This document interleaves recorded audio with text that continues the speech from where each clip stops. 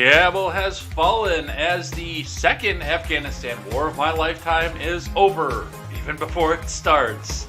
So we'll talk just a bit about some of the stuff that's going on over there, what this means for the country at large, what the alphabet people want you to think that this means for the country at large, and just where we think this is going to go. In other news, a nurse in Germany gets accused of giving people a saline solution for the coronavirus, so we'll talk just a bit about what's going on there. The Biden admin offers cash to Florida schools that defy DeSantis' mask ban. And Minneapolis is to limit police traffic stops for minor violation. Could this be good? Could this be bad? We'll see where it goes from here. It's going to be all this and more over on Contemporary. Hey, do you trust the plan yet? I am Jay Edgar, and this is Contemporary.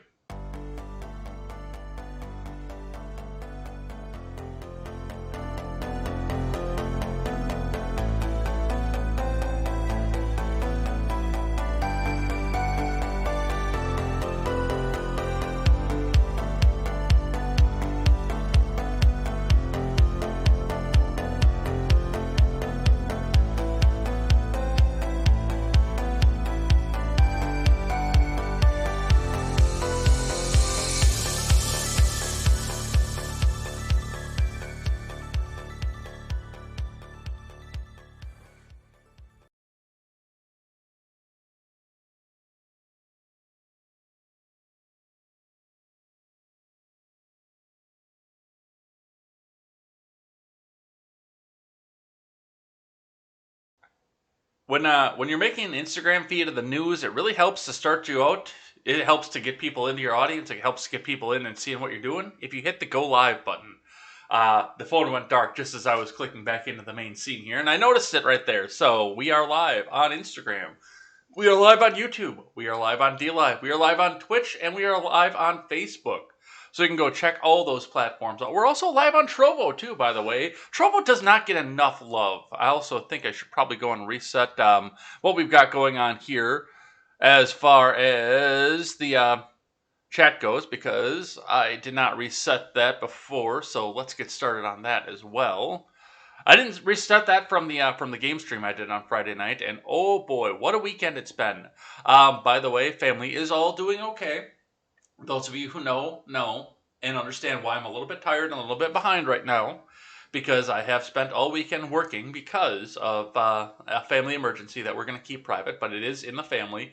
Everybody's doing well right now. Everybody seems to be in good spirits, so that's all good. But in the meantime, while I was out in the country, working in the sun, for the most part with a cigar in my hand, the world has fallen. Or at least the world of Afghanistan.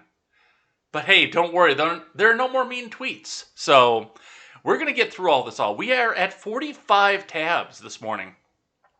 And by the way, that's not even including the outro, which, I mean, as we don't know how deep we're going to get into Stephen Ingramus' show, so we might not even be able to do that, because I do want to make sure that Stephen gets his audience as well. But my God, what a weekend. What a weekend. What a week. And thank you, by the way, to Jessica Green for coming over and also helping me out with the RedNet show, because I did not know what this weekend was going to entail. And she agreed to come back and help me for the RedNet show once again, because she knew that I might not be able to have as much prep as I did. Now, I do have plenty of prep, but regardless, let's get into it here. We are going to start with the Dow, which it started up, and after the futures took it off like a rocket, it dropped once again. It tried again once again, and it dropped, closing just slightly below where it was on the previous close. I don't know why the market trackers are saying that it closed up, because it closed down. You can see it right there. But they're going to try to tell you it closed up, and that's what they're going to do. So 35, 515, 38 is the last close that we're going to go into, and we will see what it does today. I do not have high hopes right now. With Afghanistan being in the way that it is, and confidence in the global markets looking at the current president, it might go up, but I doubt it. We'll see. I'm not an economist, but we'll see what happens with that. All right, looking in at the Bitcoin, The Bitcoin dropped just slightly overnight. I had this tab loaded up before I started, and I refreshed it before we got started. It was at 47,650, and it dropped slightly to 47,505.30 US dollars. So that's where we sit on that. And, with this infrastructure thing going on, which everybody seems to be ignoring right now, given the fact that the whole world has to talk about Kabul. We'll talk about the infrastructure bill tonight, too, by the way. But everyone's going to be talking about Afghanistan for at least the next 24 hours, at least until the next crisis. But that's where we're going to go with that. Not official financial advice. I would pick up a little bit more if you've got a little bit of funding to do so. If you don't, never spend more than you have on crypto. Never spend more than you can afford to spend on crypto, gold, or any other asset. Make sure your cupboards are filled first, because you can't eat crypto and you can't eat gold. But right now, I would grab a little bit more gold and a little bit more crypto if you have the opportunity to do so, if you've got the means. Because that might come itself back up here, especially as we see what's going on in the Middle East. New segment on the show, we dropped the gas prices because they were holding steady. We are looking at our current scrap metal prices over the weekend. Looks like over the weekend, all the big ones went down on the copper side. And on the aluminum side, it looks like a lot of stuff went back up. So we're probably going to be holding steady. Some big one here, bright copper wire dropped. Copper tubing is dropping. Just about everything with copper has dropped. Steel is also down slightly to 30 cents a pound. Stainless is up 55 cents a pound. Aluminum siding, clean aluminum copper. Aluminum copper fins are down, but it looks like aluminum radiators have come back up slightly. They were over 50 cents a pound just a couple weeks ago, but they're fighting back to 45 cents a pound. So we will see what happens with that. A lot more ups than downs right now, but that's what we're going to look at for that.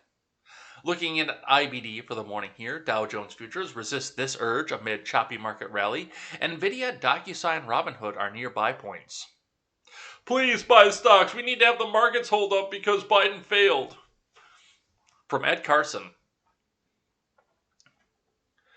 Dow Jones Futures fell modestly Monday morning, along with S&P 500 futures and NASDAQ futures amid weaker than expected Chinese economic data and a formal U.S. probe of Tesla Autopilot. Nvidia, Walt Disney, DocuSign, Robinhood, and Under Armour are worth watching in the coming days. The stock market was mixed last week, with small caps and high-value growth retreating overall, but Dow Jones and S&P 500 hit record highs. Not only did steel, materials, financial, discount retail, and a reset on what happened with the article. Let's try that again. Not only did steel, materials, financial, discount retail, and housing-related stocks have a strong week, but Apple, Microsoft, Tesla, and Google parent Alphabet all had nice gains. Apple stock and Tesla flashed buy signals late last week. But after a flurry of real economy breakouts early in the week, the number of actionable stocks faded late in the week. Nvidia, Disney, DocuSign, Under Armour, and Robinhood could offer buying opportunities in the coming days, with DocuSign stock technically in a buy range, but investors need to be able to resist the temptation to buy a stock just to be active. Apple, Microsoft, and Tesla are all on the IBD leaderboard, as well as Nvidia and DocuSign. Apple and Tesla are also on Swing Trader. Microsoft and Google are on the IBD long-term leaders. DocuSign and Google are on the IBD 50. The U.S. National Highway Traffic Safety Administration has opened a formal investigation of Tesla Autopilot, citing collisions with parked emergency vehicles. Tesla stock fell 2% to $703, still above a recent $700.10 early entry. A NIO ES8 had a fatal crash a few days ago, reportedly while using a driver assist system. The Chinese EV maker is investigating NIO. NIO fell solidly before the open.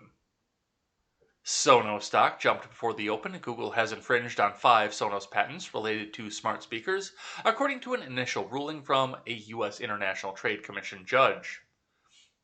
So Google's about to buy Sonos, basically.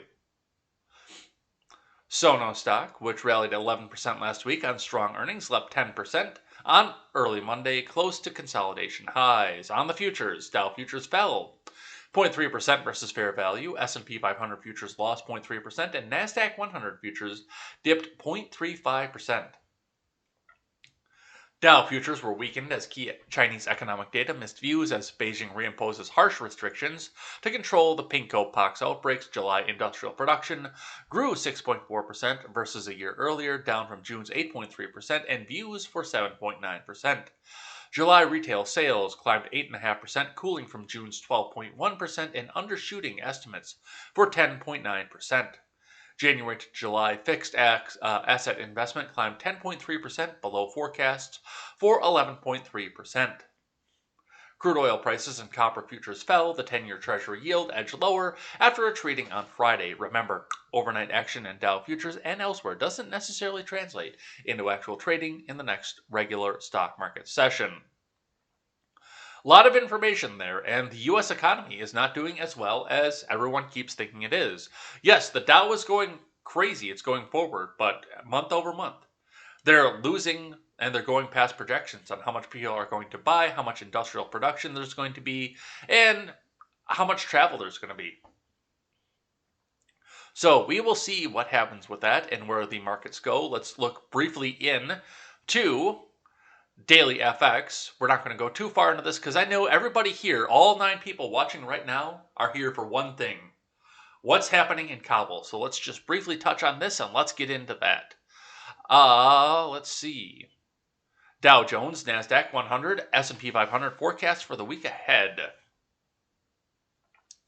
Cyclical shares continue shining with tech at risk. Last week, the Dow managed to extend gains into new all-time highs after having spent the better part of the past 3 months trading sideways. The S&P 500 also climbed into record territory.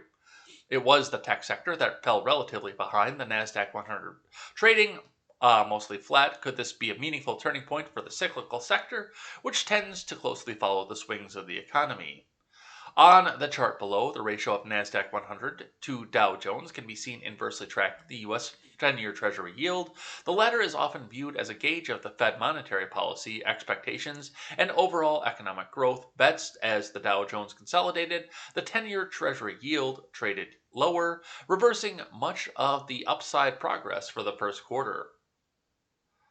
So that's the NASDAQ versus the Dow.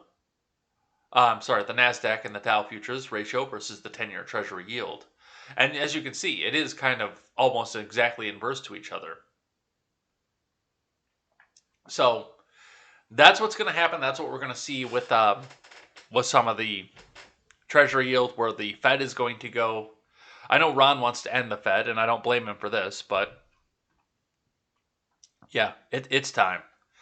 It's time to go in and look at what's happening here. And Kabul, my friends, has fallen. Kabul has fallen, Afghanistan has fallen, but guys, no more mean tweets. That's the most important part. We have no more mean tweets. The Orange Man is gone. Who cares about anything else in the world? Let's read from CNN to start. Afghan President Ashraf Ghani flees the country as Taliban forces enter the capital. But you know it wasn't an insurrection because there wasn't a Donald Trump there barking carnival orders. And they didn't go in and steal Nancy Pelosi's or whoever the speaker of their capital is. The leader of their capital, they didn't go in and steal the podium. They didn't go in and take enough selfies. So it's not an insurrection. They just enter the capital. From Clarissa Ward, Tim Lister, Angela Dewan, and Salim Massoud. The Taliban fighters entered Afghanistan's presidential palace hours after President Ashraf Ghani fled the country on Sunday, a milestone in the insurgent group's assumption of control over the capital city of Kabul. One unit shared pictures of the palace interior intact but empty and apparently abandoned by Afghan officials on an official Telegram account. The Taliban had been in talks with Afghanistan's government over who would rule the nation, following the militant group's strikingly rapid advance across the country, in which they weren't in talks. As fast as they moved across the country, they were trying to delay the inevitable. They were not in talks. They were in hopes, in which it seized power over dozens of key cities, often with little to no resistance. But these talks are likely to have been upended by the sudden departure of President Ghani. There's a mosquito in here. With so much territory now in hand, the Taliban appears to have little reason to compromise. In an apparent handover ceremony, the Taliban claimed the palace with 3 Afghan government officials present, according to Al Jazeera, which carried the appearance live. One Taliban security official said there was a peaceful handover of the government facilities ongoing across the country. Another spoke briefly in English to say that he had formerly been held in the U.S. in Guantanamo, a claim that CNN cannot independently verify, probably because it happened under Barack Obama. Spokesman Zabihullah Mujahid said that Taliban forces would begin entering areas of the city where government officials and security forces had abandoned their post to impose order.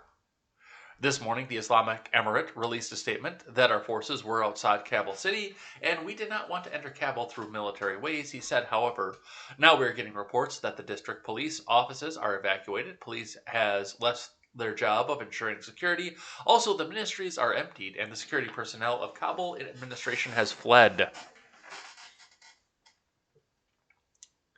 The Taliban's decisive takeover of the country and the U.S.'s drawdown of its forces is a bitter end to nearly 2 decades of war that cost many lives, resources, and little progress in state building. There's the problem.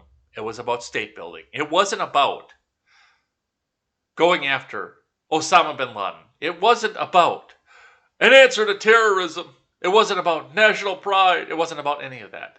It was about nation building. The U.S. didn't like the Taliban, and they tried to blame the Taliban, too, for what happened on September 11th. I still remember the little flash songs that they were passing around in emails, along with viruses, way back in 2001 when this started. You know, there was one that was set to the tune of the Banana Boat song. Hey, Mr. Taliban, turn over bin Laden. Daylight come and we drop the bombs. They were trying hard to tie the Taliban to this. And I don't know. Foreign policy is my weak point. But I've got this feeling that given the fact that we were working with the Taliban had nothing to fucking do with this. But this is all fallen. And there's a lot of stuff to go along with this and say what it's going to be. Now, yes, the U.S. stayed in for 20 years to try to build Afghanistan. The regular Afghan government to try to be able to hold the nation, have the military, and take on the Taliban. But looking in on this, and a lot of people will say, and I've even said this, that no matter what happened, we could have stayed in here for 70 years. And on 70 years, day one, as the U.S. was pulling out, the day after the U.S. pulled out of Afghanistan, even if we had waited 70 years, 100 years, 150 years, if we'd have made a bicentennial of occupation of Afghanistan,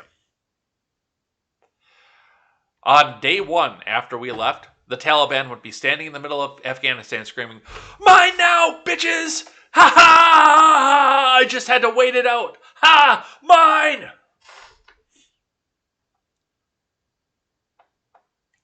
And you know it's true, by the way. You know full well that it's true. Now, however, they would have met with some resistance. If they'd have stayed with the original May 1st deadline, the Taliban would have still gone in to try to go in and take this all over. But they would have been met with some resistance. And part of the reason is because a lot of what they did, and you saw in the article, they went into a lot of these cities without any sort of resistance at all. They just went in and said, hey, the U.S. is gone. You want to have a cool government that doesn't have to be held up by the U.S.? Hey, sign here, sign here. Hey, guess what? We occupy your city now. But it's cool because those spineless people who invited the U.S. in, they're not here anymore. Now, see, under the original agreement that was set for May 1st, they had signed on to that, so they wouldn't be able to use the propaganda and say, oh, well, this is just the U.S. pulling out whenever the hell they want. They actually signed on to the agreement, and everybody knew that they had signed on to the original agreement. So, yes, the Taliban had the interest of taking over the country, and they probably would have come in and tried to do the same thing, but they'd have been met with resistance on the ground, because they wouldn't have that piece of propaganda. But now they can blast out propaganda and say, hey, your government is weak, and they just let the U.S. stay in here and break their end of the deal. Come with us. Come join us here. This wasn't a military takeover. Now, yes, of course, we did see some military takeover for this and some resistance, but not near the level that we would have seen had we stayed with the original agreement. Had we taken away that propaganda arm of their campaign across the country.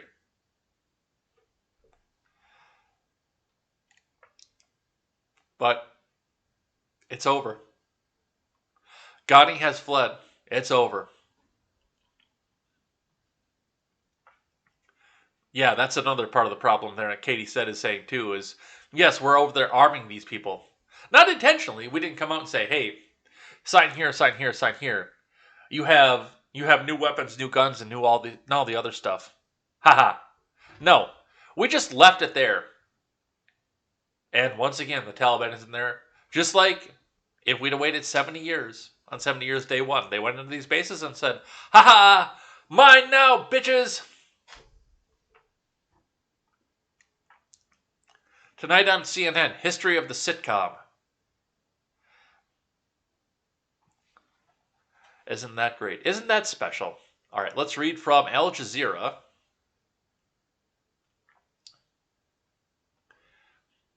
Taliban says Afghanistan war over as president flees. Live updates. The Taliban have declared the war in Afghanistan over after its fighters swept into the capital, and President Ashraf Ghani fled the country saying he wanted to avoid bloodshed. There was panic in the streets of Kabul on Monday as heavily armed Taliban fighters took control of the abandoned presidential palace, and the Western nations scrambled to evacuate their citizens. Hundreds of Afghans desperate to leave the country also flooded the Kabul airport. A spokesman for the Taliban's political office told Al Jazeera the group did not want to live in isolation and said the type and form of the new government in Afghanistan would be made clear soon. Mohammed Naeem also called for peaceful international relations. Thanks to God, the war is over in the country, he said. We have reached what we are seeking, which is the freedom of our country and the independence of our people, he added. We will not allow anyone to use our lands to target anyone, and we do not want to harm others. And we have a list of the latest updates into this. More Western diplomats have left Kabul. Australia's PM devastated by the situation in Afghanistan.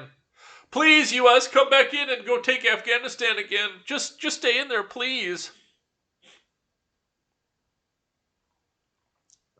More than 60 countries call for the safe departure of foreign nationals. Taliban says war is over, but not in the fun, what was it, Paul McCartney song? No, it was a John Lennon song. War is over. If it wasn't for copyright, I should have played that song today. But YouTube would have dinged me because they're assholes. All right, let's grab one from the Hill. American flag taken down at U.S. Embassy in Kabul reports. The American flag at the U.S. Embassy in Kabul, Afghanistan, has been taken down after the Taliban moved into the city and the Afghan president, Ashraf Ghani, reportedly fled the country. First reported by CNN on Sunday, the lowering of the flag marks the final step in the evacuation of staff from the embassy. Those staffers were reportedly transferred to the Kabul airport, where they will be flown out of Afghanistan. The embassy on Sunday instructed U.S. citizens to shelter in place in Kabul. However, amid reports that the airport was under fire late Thursday, State Department spokesman Ned Price said the U.S. would not be constructing a wholesale withdrawal from the nation. This is not abandonment. This is not an evacuation. This is not the wholesale withdrawal. What this is a reduction in size of our civilian footprint. Price said the embassy remains open and we plan to continue our diplomatic work in Afghanistan. President Biden has defended his decision to withdraw U.S. troops from Afghanistan after 2 decades of the nation, saying their presence would not have affected the final outcome. Yeah, but you still could have gone on May 1st. You didn't have to wait until September to do it. But wake me up when September ends. All right, videos emerged from Kabul, Taliban fighters celebrating inside Afghanistan's presidential palace, complete chaos at the airport. So let's see what they've got for video here. Taliban enters the presidential palace in Kabul. Dat is allemaal live te zien op Pisces een fictie film. طالبان واضح بأنهم يدخلون إلى داخل أروقة القصر الرئاسي في كابول.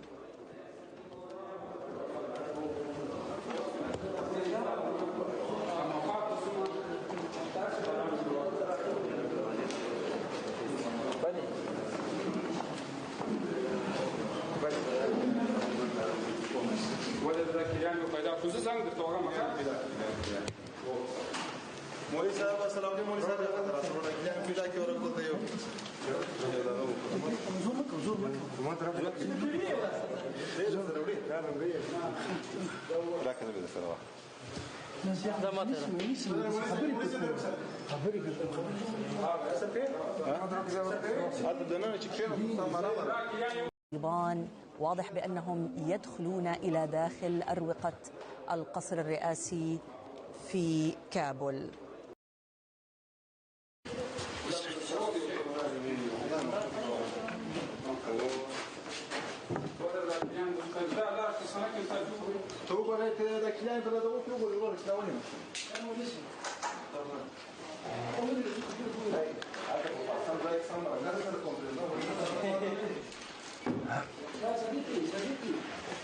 الناس انتم اخذتوا من اللايب صح؟ بث مباشر صح؟ هلا مباشر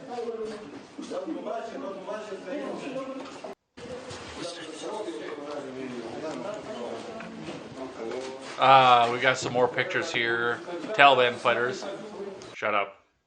Taliban fighters have entered Afghanistan's presidential palace hours after President Ashraf Ghani fled the country. In pictures, armed Taliban fighters have entered Afghanistan's presidential palace in Kabul hours after President Ashraf Ghani fled the country. This is all live. So I don't... We're just going to bring Oh, you these, yeah, we can look at this. live and exclusive pictures here from inside the presidential palace.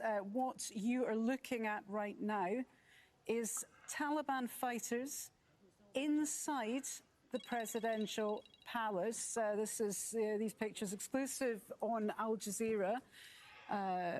We've been watching them for a few moments now, milling around the lush environs of the presidential palace. We're not sure if they're making an announcement yet, but the camera has been trailing those fighters as they make their way through the halls of the Afghan presidential palace, wandering up through the building, decked out in its finery. Of course, this after the Afghan president fled the capital. Taliban fighters placing their guns on the desk, sitting behind the desk of, we assume that is the desk of the Afghan president. A fairly stunning turnaround of events in Kabul. Is Al Jazeera, are they Irish? Because that woman sounds Irish. From the presidential palace, the ruling Taliban leadership is soon expected to restore the country as the Islamic Emirate of Afghanistan, which is the formal state name of the country before the Taliban was dethroned after 9/11 by U.S. forces.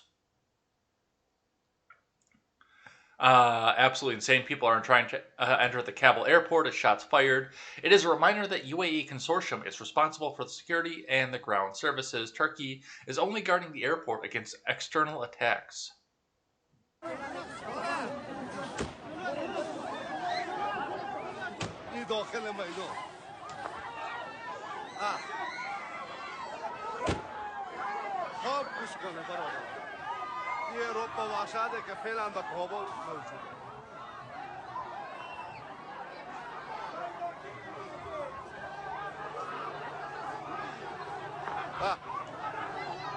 Imagine trying to evacuate in situations like that. Now, and I have sympathy for the people of Afghanistan and especially the U.S. citizens there, but that doesn't justify enough to me to go back in and say, yes, let's keep doing this. Let's go do this for another 50 years.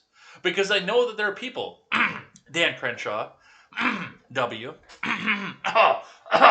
Hillary, who would love to just stay over there forever and ever and ever until the end of fucking time. In fact, largely the only reason that we're doing a drawdown right now is because somehow, someway, over the past 20 years, war in the Middle East became a dirty word in the GOP, which I'm not 100% sure actually how that happened. I know a lot of the MAGA people say, it was Trump. Trump made war a dirty word in the GOP, which, honestly, I don't think that was the case. I think there was more driving factor to this. But regardless, the GOP, with war being a dirty word in their ranks, were starting to be in a position where they could take credit for ending a war that asshole W started. So a lot more of this was power play, that they actually just wanted to be the ones to come out and say, hey, we did it! Vote for us again! Because we're the party of peace and happiness and rainbows!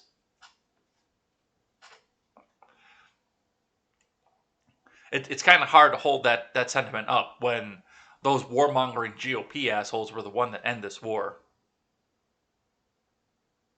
But that's a big part of the reason I think we're doing this. And honestly, like I said just a few minutes ago, we could have ended this. We could have stayed in there for another 50 years, occupied the country for 70 years. And on 70 years, day one, the Taliban would grab their black flag with the Arabic letters on it, jump up on some pile of dung that the U.S. left behind and said, mine now, bitches! It didn't matter. It didn't matter. And imagine trying to justify 20 years of work, nation building, government building, army building, training people in Afghanistan to fight back against the Taliban for 20 years, and having it all fold back up in 2 weeks. Imagine that. Imagine trying to justify that back to millennials and Gen Z, where we were sold a pig in a poke of, oh, well, this is going to be spreading freedom across the country. And what we build over there is going to last forever.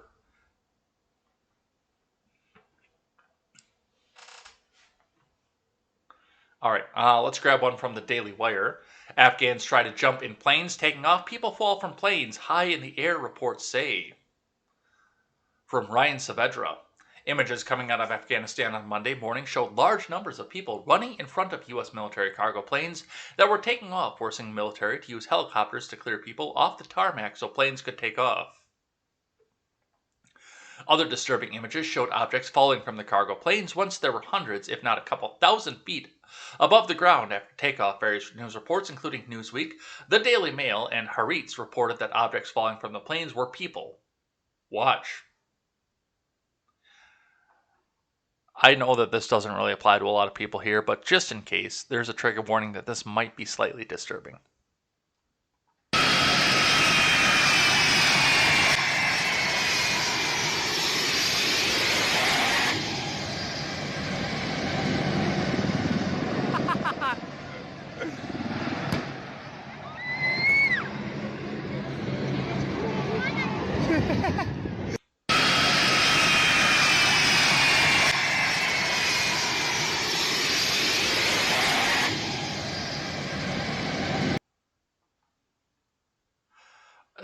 August 2021, Hamid Karzai International Airport.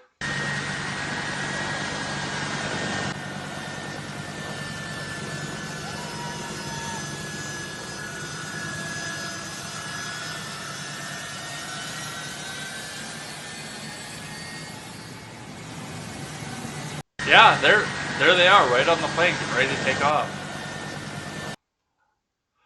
It's chaos at the Kabul airport. Planes were taking off and landing, and people running across the runway.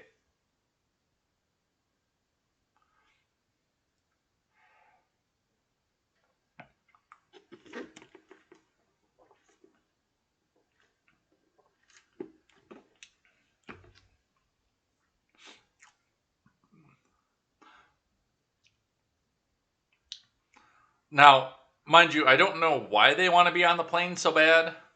I mean, I'm seeing cheering. If they were panic screaming as they're trying to get on there because they're trying to get out, it would be one thing for me. But, I mean, it looks like they're just cheering. So, I don't think they're refugees. I think that they're celebrating the fact that the U.S. is going. So, yeah, why they're doing this, I can't answer. There's some more here. One more angle, then we'll move on. Vivi خور vivi چی حال است چی حال است vivi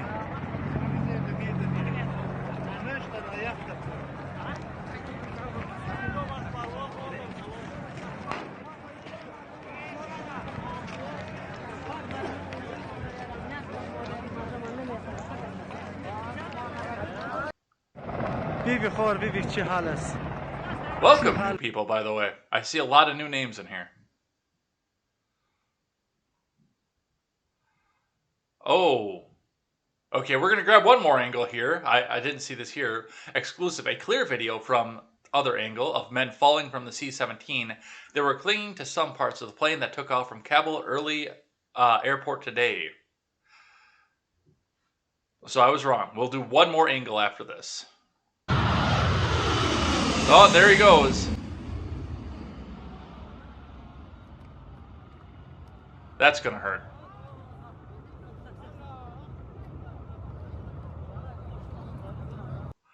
Let's see that again.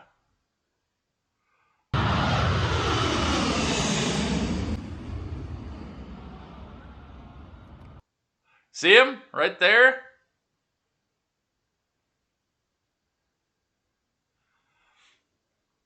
That guy's going to need an aspirin in the morning. Because that's going to hurt. A lot. Ooh. Oh, you hate to see it. You hate to see it.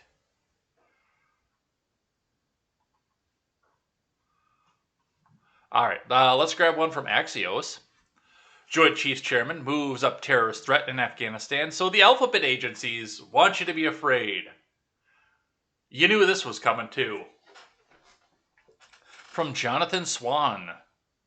Chairman of the Joint Chiefs of Staff, Mark Milley, told senators on Sunday that a previous assessment on how soon terrorist groups will likely reconstitute in Afghanistan will speed up because of what's happening there now, according to 3 sources on a phone call.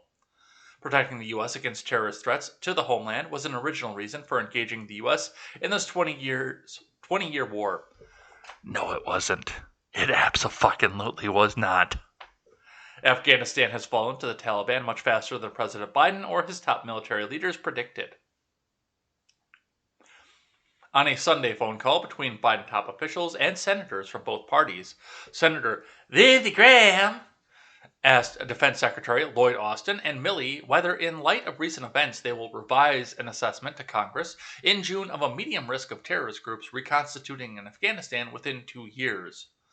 Milley responded yes, that he would have to assume that the timeline would get moved up, and that he would be happy to brief senators in a classified meeting. We're going back. We're going back in there.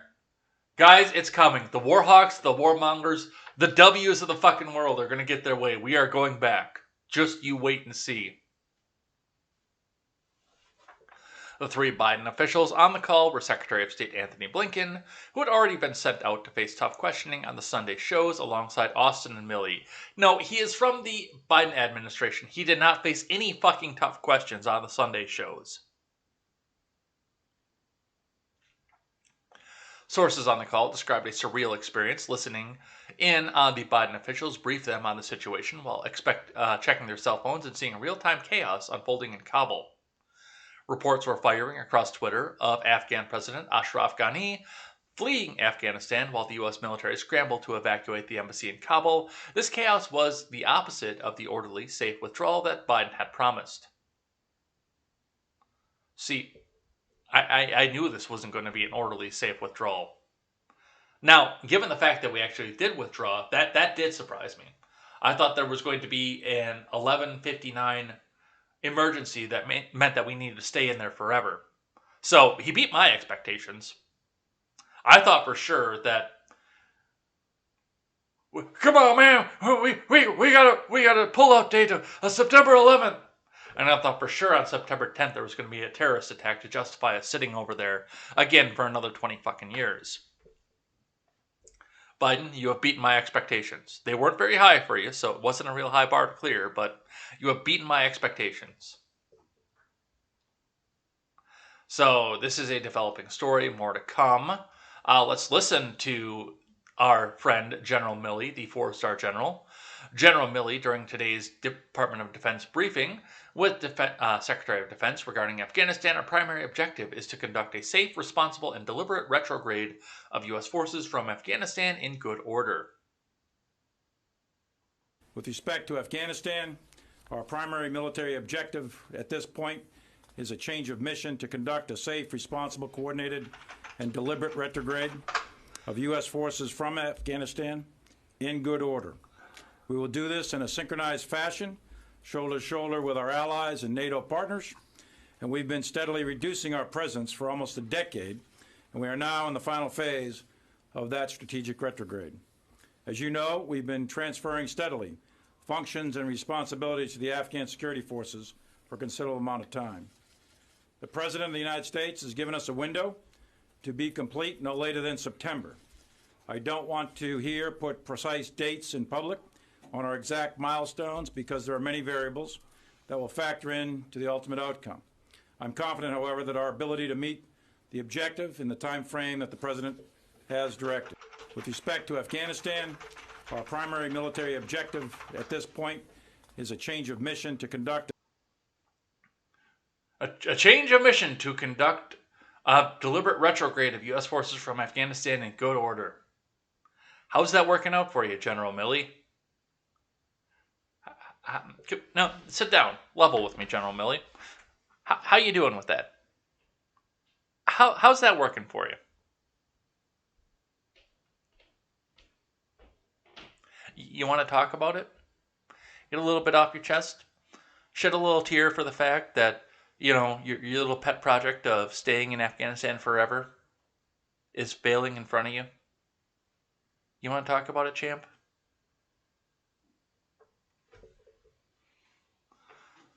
All right, another one for the Daily Wire. U.S. citizens trapped by Taliban in Kabul as State Department demands foreign nationals be allowed to leave. Oh, it's demands now, is it? Because on Thursday, it was beg. Please, just let the diplomats go, please. We'll do anything.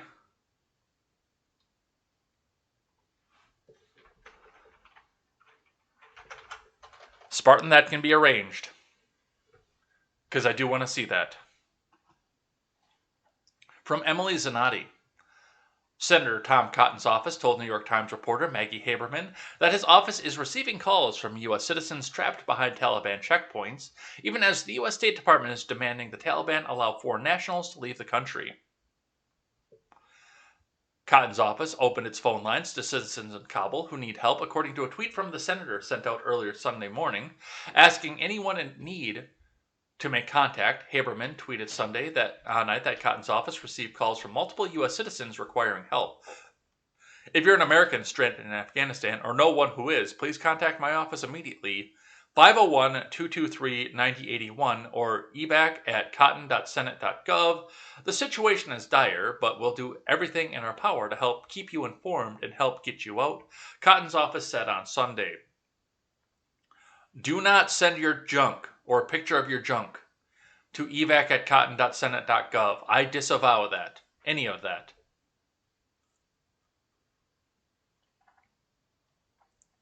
Cotton spokesman says that their office has heard from multiple U.S. citizens in Kabul trapped behind Taliban checkpoints who can't safely reach the U.S. perimeter and have no clear option for what to do, Haberman noted. It is not immediately clear what the Biden admin is doing to rescue perhaps thousands of Americans trapped in Kabul, though it was reported Sunday afternoon that the U.S. military is now handling air traffic control on several runways at Kabul airport, and the Biden admin is prioritizing the evacuation of American personnel. Boy, that's terrifying. What are the most terrifying words in the world? I'm from the government and I'm here to help.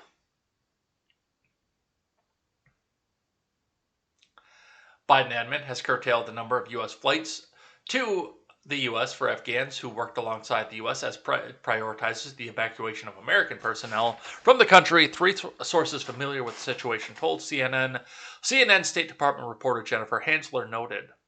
Those rescues come at the expense of Afghan translators and their families, whose evacuations are now stalled, per Hansler.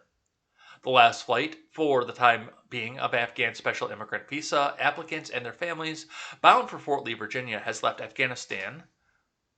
Hansler tweeted Sunday afternoon, "It's unclear how long the pause in flights will last, and the situation remains fluid. As of last week, refugee resettlement agencies were preparing for a large influx of arrivals, and Biden admin officials were discussing an uptick in SIV flight, special immigrant visa flights." The Department of Defense said Sunday night that they would work to accelerate the timeline for SIV evacuations. What do you want to bet they land here, by the way? Footage shows people crowding the airport tarmac in Kabul after the Taliban entered the Afghan capital. And it looks like it's dark out here, so this is going to be a completely different flight that from what we saw earlier.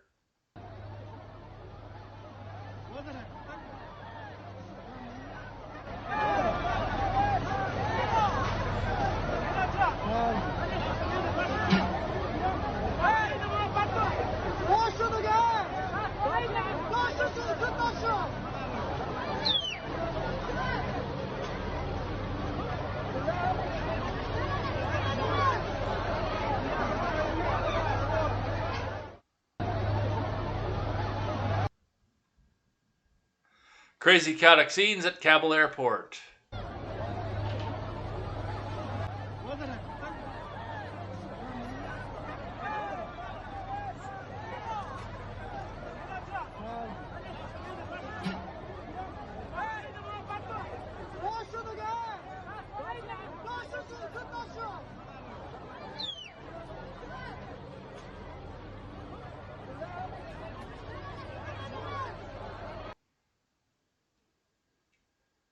President Biden will not be appearing on Monday, according to a White House, which noted that there is a lid on press availability. Because of fucking course there is.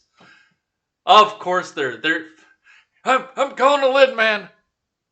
Your foreign policy is falling apart in front of you, and you're calling a lid.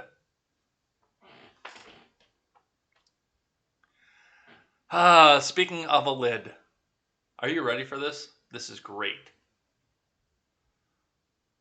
Charlie Spearing tweets out, photo released by the White House showing Biden alone at a conference table in Camp David does not project much confidence.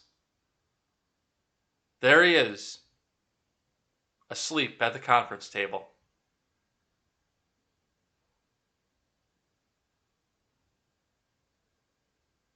Take it in.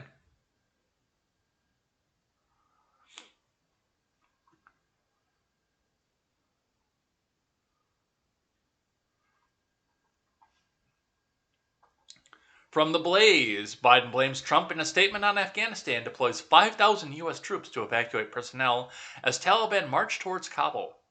So this is an old story because they're already in Kabul.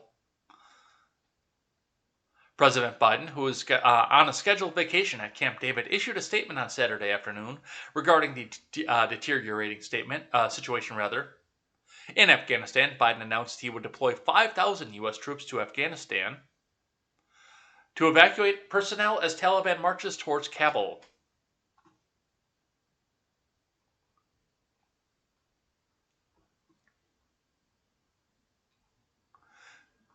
Over our country's 20 years at war with Afghanistan, America has sent its finest young men and women. Some of them are over there that hadn't been born when we went into it.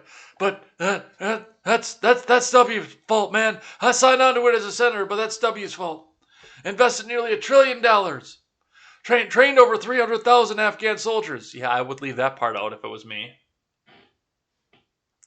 And police, and equip them with state-of-the-art military equipment, and maintain their air force as part of the longest war in U.S. history, man. Come on, man.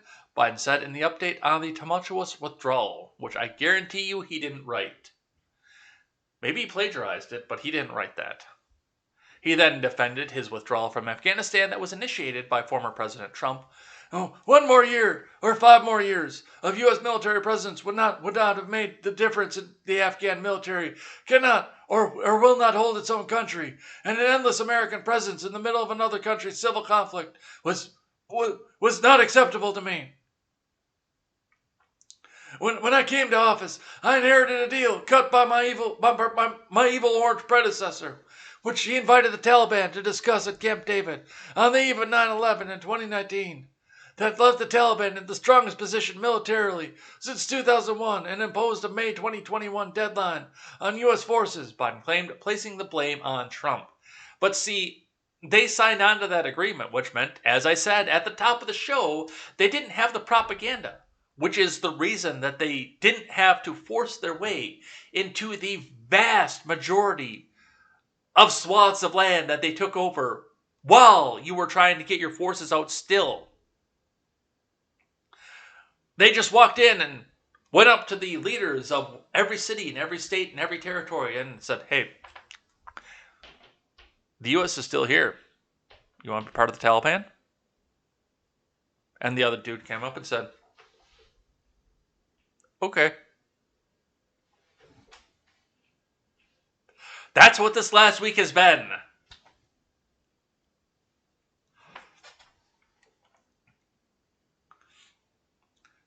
Surely before he left office, he also drew U.S. forces down to a bare minimum of 2,500, man.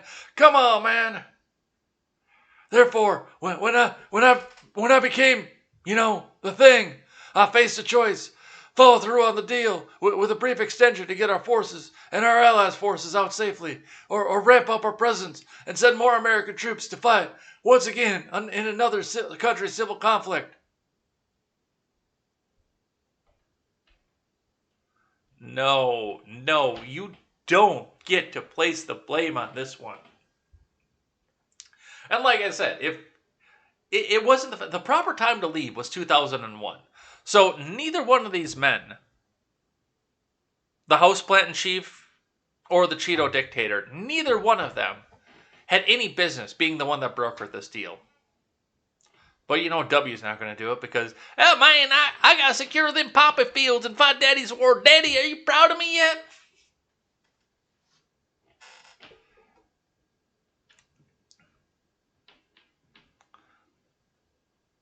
I was the fourth president to preside over an American troop presence in Afghanistan. 2 Republicans, 2 Democrats. I would not and will not pass this war on to a fifth. You want to bet?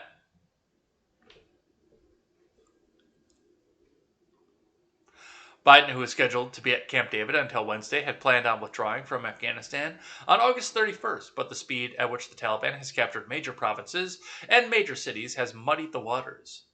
The Taliban has conquered Herat, Kandahar, and Mazar-i-Sharif in the country's second, third, and fourth largest cities. The Taliban controlled about 24 of Afghanistan's 34 provinces, according to the Associated Press. The Taliban captured all of Logar on Saturday, which is about 50 miles south of Kabul. Local reports say the radical Islamist group, of course, they're a radical Islamist group, because we need to make sure that we can justify going back, has reached the Char Asiyab district, only 7 miles south of the Afghan capital. Despite the withdrawal and the Taliban rampaging across the Middle Eastern country, Biden warned the fundamentalist Islamic group that any action on their part on the ground in Afghanistan that puts U.S. personnel or our mission at risk there will be met with a swift, strong U.S. military response. And there we go.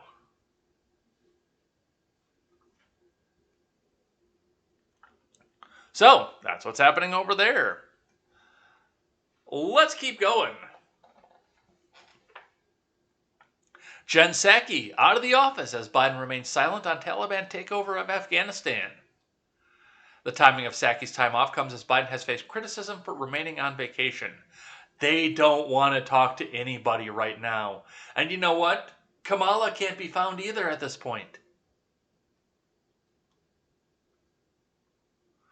No video, unfortunately. I'd hope that maybe we could hear the red-haired bobblehead, but no video today. White House Press Secretary Jen Psaki is taking a break from her duties at the same time as controversy surrounds the silence of President Biden, who is on vacation while the Taliban quickly seizes control of Afghanistan.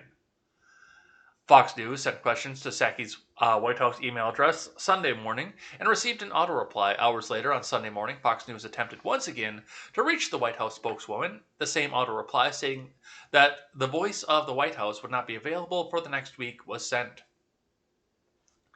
I will be out of the office August 15th to August 22nd. Read the email returned to Fox News. Instead, Psaki's reply directs the press to reach out to other press officers in the absence. Yes, no, I will be out of the office from August 15th to August 22nd. We could circle back to that. So after that, I'll come in, I'll check my email, and we'll circle back to that. So the timing of Psaki's time off comes as Biden has faced criticism for remaining on vacation as the Taliban seize control of much of Afghanistan, even moving into the capital city of Kabul and seizing the presidential palace at a pace that has caught the White House off guard. Biden has remained mostly silent on the issue, a fact not lost on many of the president's critics. Where's Biden? Asked Jim Banks, a Navy vet who served in Afghanistan, asked on Twitter as the crisis unfolded on Sunday. Meanwhile, the White House has only broken the silence to share a picture of the president being briefed in the situation by senior officials.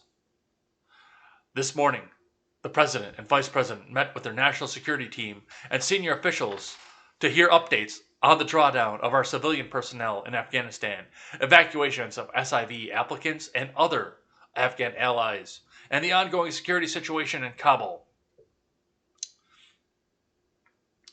Come on, man! I love how he's doing this in a polo shirt, too. On a Zoom call. And he's just sitting there. Don't make me do stuff, man. Come on.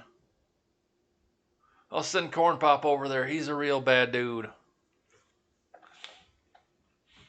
All right. Are we getting to the end?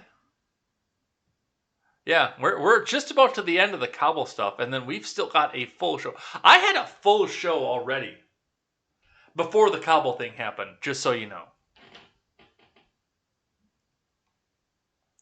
From the New York Post, of course, because no former politician can keep their mouth shut anymore. Hillary couldn't do it. Barack couldn't do it. W could at least fucking do it. That's the one good thing I will praise W for. And I don't praise him for a lot. But he left office, and until the evil orange man became evil and orange and evil, W mostly, for the most part, sat back and kept his fucking mouth shut and learned how to watercolor. Oh, just him keeping his mouth shut. That's enough of a win in and of itself. But he didn't try to interfere in geopolitics. But the Donald possibly will run again, so of course he's got to stay on everybody's mind. Trump calls on Biden to resign in disgrace over crisis in Afghanistan. From Patrick Riley. Former President Trump on Sunday called on President Biden to resign in disgrace over his handling of the Afghanistan withdrawal and other issues. It is time for Joe Biden, who's the worst, Sleepy Joe, okay, to resign in disgrace for what he has allowed to happen in Afghanistan, which I had a great and glorious pull-out plan for Afghanistan. And I know great and glorious pull-out plans, because I never pull out, okay, folks. Along with the tremendous surge in COVID, the border catastrophe, the destruction of energy independence, and our crippled economy, the former president wrote in a statement. The Taliban has rapidly taken control of most of the country, and as insurgent forces enter the city of Kabul, where U.S. troops have been sent to evacuate the embassy. And for the next 4 years, or 8 years, or however long Joe Biden stays alive, the only thing we're going to hear is the same thing Barack Obama said about W. At the same time, it's probably the same tone. And he'll come out and say, "None of this is my fault. I inherited a mess. But as soon as I'm out of office, none of this will be my fault either. Whatever happens after I'm out of office is not me. But everything that happened before, that's somebody else's fault. Everything that happened while I was in office, I inherited that from W. And that's going to be it. I'm going to take credit for all the good stuff. And all the bad stuff, well, that's on the guy that came before me, and the guy that came after me. So that's what's going to be. I inherited a mess, and the next guy made a mess. But worship me. I'm your Messiah.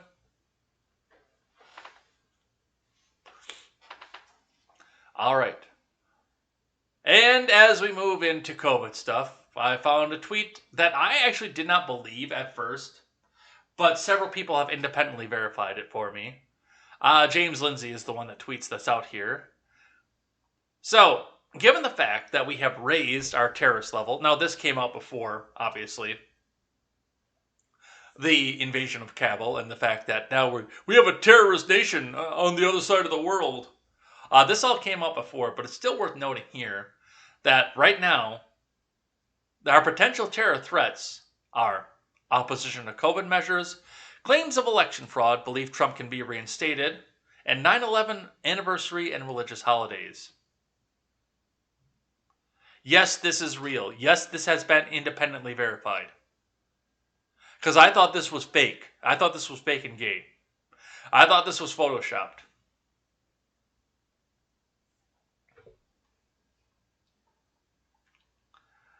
There you are. You're a terrorist. James Lindsay finished up here. This is from National Terrorism Advisory System. Additional details. Through the remainder of 2021, racially or ethnically motivated violent extremists and anti-government, anti-authority violent extremists, most of you fit into the latter category of that, will remain a national threat priority for the United States. These extremists may seek to exploit the emergence of COVID-19 variants by viewing the potential reestablishment of public health restrictions across the United States as a rationale to conduct attacks. So if you have to wear a mask, you're going to get violent. Pandemic-related stressors have contributed to increased societal strains and tensions, driving several plots by domestic violent extremists that were totally not thought up by the FBI to go and trap people, and they may contribute to more violence this year. You have absolutely no standing, National Security Agency, given the fact that the FBI was the one. When you have a group of 17 people plotting to kill and kidnap the governor of Michigan, and a full 12 of them are FBI agents, you're in no place to put this down. The U.S. government is the terrorist agency. Not whoever you're trying to fucking frame. Bruh. Alright. Let's move on to NPR. Now that we're done with Kabul, let's talk about the pinko fucking box, you guys. This is a holdover from Friday, but I thought it was worth noting here. Let's see what they have to say here. Thousands in Germany thought they had their vaccine. It may have been saline instead. This is from Sheriff Pruitt Young. And remember, you see that big red donate button up at the top. Make sure that you donate all of your hard-earned money to NPR, because it's not your money, comrade. It's our money. And they need that money. Your taxpayer money doesn't hold them up. So make sure you donate. And if you get halfway through the article, they will remind you again that they need your money. So let's see what they have to say here.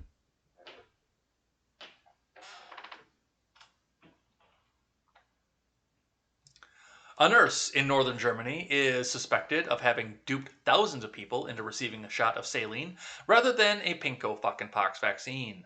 Authorities say that a Red Cross nurse working at a vaccination site in Friesland is believed to have given out the fake shot to residents during March and April. Reuters reported around 8,600 people could have received the saline solution instead of the vaccine. Sven Ambrosi, a district administrator of Friesland, said on Facebook.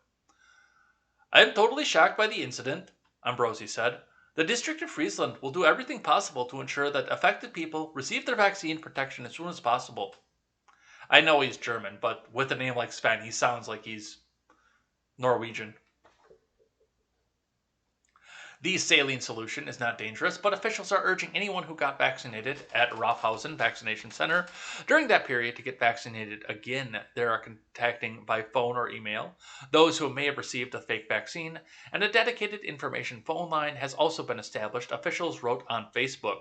Dude, is there no concern about overdose on this kind of thing? Have we tested what happened? Because they've got to do a lot of verification under any other kind of medicine to make sure that they don't double dose you on stuff. As far as I know,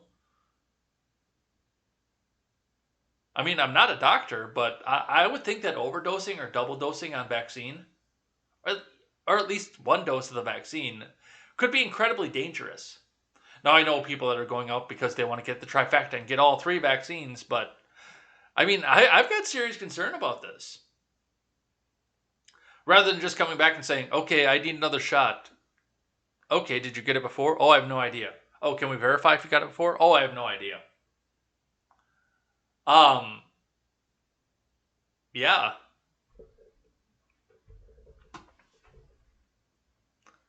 Health officials in Lower Saxony said the nurse in question had access to the vaccines because she was responsible for the preparation of vaccines and the preparation of syringes during her working hours in the vaccine center, CNN reported. It is unclear if there have been any arrests or charges filed related to the case, according to Reuters. The nurse has not been named publicly, and the possible motivation has not been stated. However, the person in question did reportedly have social media posts expressing skepticism about the COVID-19 vaccines.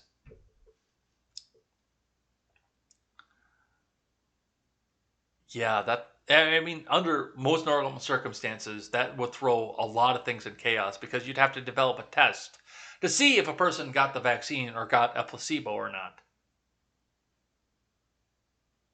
Placebo, the deadly drug put out by the Pfizer Corporation.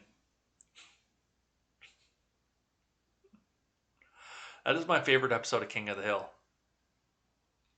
All right, but that's what's happening in Germany. Let's talk from NBC Dallas-Fort Worth.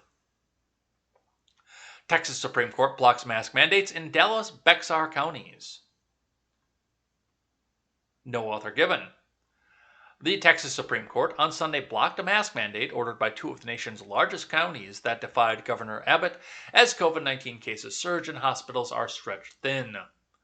The order by the state's highest court, which is entirely comprised of elected Republican justices, holds mask requirements that county leaders in Dallas and San Antonio put in place as new infections soar and students begin returning to school. Texas reported more than 11,500 patients hospitalized with the virus on Sunday, the most since January. The ruling is temporary, pending a court hearing, though a final ruling could take weeks. Officials in Houston and Austin, as well as public school districts, had also imposed mask mandates despite Abbott prohibiting local governments from reverting back to pandemic restrictions. White House coronavirus coordinator Jeff Zients said last week that Texas and Florida accounted for nearly 40% of new virus hospitalizations nationwide. The COVID-19 death toll has started soaring again as the Delta variant tears through the nation's unvaccinated population and fills up hospitals with patients, many of whom are younger than during earlier phases of the pandemic. Dallas County Judge Clay Jenkins responded to the decision in a tweet. Jenkins says Texas Supreme Court narrowly ruled, staying only the TRO against Governor Abbott, but allowing the temporary injunction hearing to go forward. We won't stop working with parents, doctors, schools, businesses, and others to protect you and intend to win that hearing. You know, I still don't like the top-down stuff. Let the localities decide. Let the individual decide. That should be the big one there. But above that, let the localities decide, because then the individuals can realize that, hey, my fucking locality hates me. Maybe I should get the fuck out of here. You know, that's how I decided to stop spending money in Dane County. Because before Evers came down and did his bullshit here in Wisconsin and got his fucking balls cut off for it by the legislature and the Supreme Court, before he came out and did his stupid bullshit, Dane County did their individual locality mask mandate. And I said, you know what? I'm never spending another penny in Dane County again. Even if it's 0.5% of tax revenue, they will not get it from me. Even if it's 0.5 penny from a bottle of soda, even though it's probably going to be a penny or 2 by this point, even if it's 2 cents from a bottle of soda, they will not get my tax revenue in Dane County ever again. Ever. Because it's just bullshit. And I don't want to reward them for making these authoritarian mask mandates, but I want that to be the choice of people. I want that to be their choice. whether to say, and that's the other thing too. I don't want the mask to be on in a proverbial sense. I don't want them to come out and say, oh, well, oh, well, we're just going to do whatever it says because the state told us to. No, I want them to come down and be tyrannical against their people so that people realize what kind of a county and city they're living in and get the fuck out of there. It's expensive as shit to live in Madison anyway. Why the fuck would you want to live there? The only thing that's cheap right there right now, as compared to everywhere else around the state, is fucking gas. But yeah, I mean, if you want to go live in a room off of somebody's house, in a house share in Madison, that's $1,000 a month. Or you can have an entire apartment for $600 a month. Anywhere else in Wisconsin. Why the fuck would anyone want to live there? And it's probably the same thing in Dallas. I'm sure that rental and property values in Dallas are off the fucking charts compared to if you go down to like El Paso or somewhere out in bumfuck nowhere, Texas. Let them show you how tyrannical they are, and you decide whether you want to go there or not. Don't let them hide behind the governor and say, oh, the governor says we can't mask mandate, so, oops, sorry, do whatever you need to do.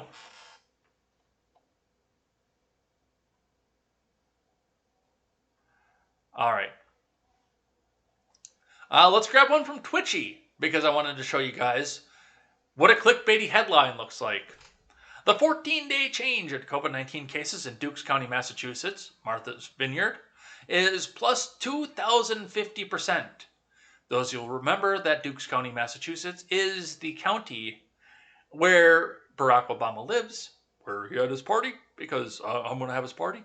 2,050% increase in COVID-19 cases after Barack Obama's birthday party. Let's read, because this is terrifying if it's true. According to the New York Times, a former newspaper, the 14-day change in COVID-19 cases in Dukes County, Massachusetts has increased yesterday and is now at 2,050% plus. And even though we're talking about only a handful of cases, via the New York Times, a former newspaper, an average of 6 cases a day were reported in Dukes County, a 2,050% increase from the average 2 weeks ago. Since the beginning of the pandemic, at least 1 in 12 residents has been infected. A total of 1,502 reported cases. Right now, Dukes County is at a very high risk for unvaccinated people. Read more about risk below. So they were getting like 1 case a day, and now they're getting 6 cases a day.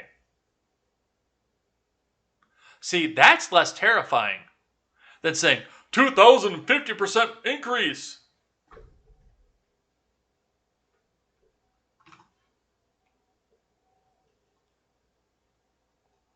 All right, from the Daily Wire. Kentucky AG leads legal fight to toss Democratic governor's school mask mandate. From Tim Pierce. Kentucky Attorney General Daniel Cameron, a Republican, is leading a legal fight against his state's Democratic governor to stop a mask mandate covering kindergarten through high school students. Cameron filed an 8-page brief with the state Supreme Court this week, arguing that Kentucky Governor Andy Beshear's mask order for schools is barred under state law. Beshear issued the order on Tuesday on the eve of the start of the school year for dozens of districts over concerns about spread of the Delta variant. 3 facts are undisputed. First, Kentucky law, as amended by the General Assembly during its 2021 session, prohibits the governor from reissuing a mask mandate. Second, the Boone Circuit Court issuing a permanent injunction prohibiting the governor from violating Kentucky's new laws. And third, both the Court of Appeals and this court have refused to stay the injunction, Cameron wrote in a brief. The AG went on to blast Beshear's claims of supplemental authority to reinstate the mask mandate over the Kentucky schools.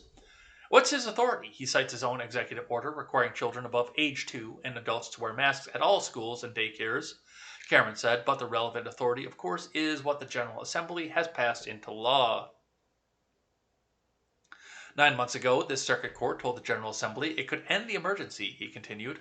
House Joint Resolution 77, enacted over the governor's veto, declared an end to the state of emergency as of June 29, 2021, and Senate Bill 1, also enacted over the governor's veto, prohibits a new declaration of emergency based on the same or substantially similar facts and circumstances as the original declaration or implementation without the prior approval of the General Assembly.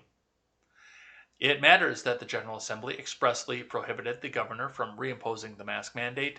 It matters that the governor is under a permanent injunction from the Boone County Circuit Court prohibiting him from violating these laws, and it matters that the Court of Appeals and his court have refused to lift the injunction, Cameron concluded. Regardless of whether the governor's mask mandate is good or a bad idea, his issuance of it offends the rule of law. Yes, because it should be at a local level, if it's going to come from the government at all. Now, the decision to wear a mask should first and foremost be made by the individual. But if it does have to come from a government, the mayor, the alderman, the district president, the borough president, if that applies, as close to the person as you can possibly get, so that that person, the executive that's in charge of putting that in place, has to see the people he's imposing over in the grocery store, at the bank, at the Quick Trip. And so the person who has to live under said mandate can look at him and say, Terry, what the fuck? Why are you doing this? Come on. We've known each other forever, Terry. This is bullshit and you're a tyrant. Local, local, local, local, local. Always, always local. And that should be for whether to impose it or whether to ban it, by the way.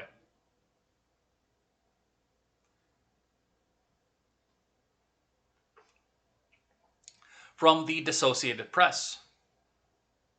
Biden eyes tougher vaccination rules without provoking backlash.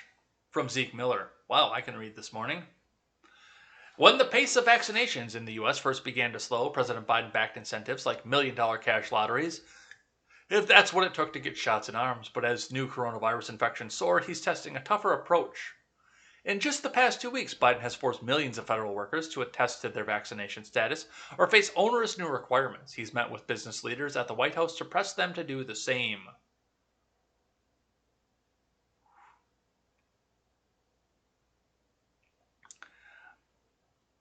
President Biden, you need to decide very quickly whether you want to come out of the office at the ballot box or at the end of a rifle in a video game. Just so you know. Just advice. And I'm not going to be the one holding the rifle, just in case the YouTube people want to come out and say that I'm a dangerous terrorist.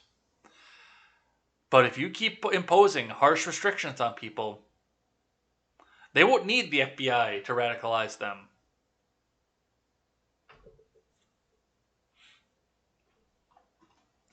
Meanwhile, the admin has taken steps towards mandating shots for people traveling into the U.S. from overseas, and the White House is weighing options to be more assertive at the state and local level, including potential support for school districts imposing rules to prevent the spread of the virus over the objection of Republican leaders. To the mayors, school superintendents, educators, and local leaders who are standing up to the governors politicizing mask protections for our kids. Thank you, Biden said Thursday. My butt's been wiped. Thank God that we have heroes like you. I stand with you all, and Americans should as well. Now, of course, this is the Associated Press, so they're not going to tell you some of the more egregious versions of this. So let's talk about some of those from Disclose.tv. Just in, Biden admin is discussing mandating COVID-19 vaccines for interstate travel, but worried that it would be too polarizing for the movement. Via the Associated Press. And then they linked out to abcnews.go.com. Still, while several more severe measures, such as mandating the vaccines for interstate travel or changing how the federal government reimburses treatment for those who are unvaccinated and become ill with COVID-19, have been discussed, the administration worried that they would be too polarizing for the movement.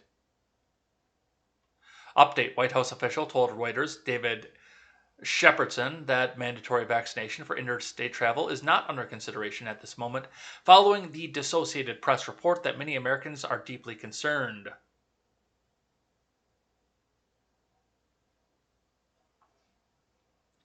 All right, from Argus Leader. We will stand up, Governor Noem says South Dakota won't support vaccine mandates for interstate travel. From Annie Todd. No, President Biden's administration is not thinking about the vaccine mandate for folks traveling between states, at least not yet, but that didn't stop South Dakota Governor Kristi Noem from taking a stance on the issue via social media on Saturday. No, they are considering it, but they think it's going to be too polarizing. They are actually considering it, you guys. Don't lie to us and say they're not considering it, because we wouldn't be here talking about the fact that they're not considering it if they hadn't considered it before. On Saturday afternoon, Noem tweeted a screenshot from the Associated Press story published Friday about steps the Biden admin is taking when it comes to issuing stricter vaccine mandates. If the Biden admin tries to mandate vaccinations for interstate travel, we will stand up, Noem tweeted. Governors are often the last line of defense to protect freedoms, and we should be reminding the federal government what its job is and what it isn't. Base Kristi Noem. The screenshot from the story stated admin officials had discussed issuing a vaccine mandate for people traveling across the U.S., but they are not considering the move because it would be too polarizing at this time. Not because it's wrong, not because it's extremely tyrannical, but because it would be too polarizing. Do you know how much U.S. force would be needed to enforce that? At every place that you can cross over a state barrier, There are places in Wisconsin where you can be in Illinois and not even know you've crossed into Illinois. And not even from the road, by the way. There are trails, there are four-wheeler trails, there are hiking trails that go and cross the state line. This would be next to impossible to enforce. There would be no way.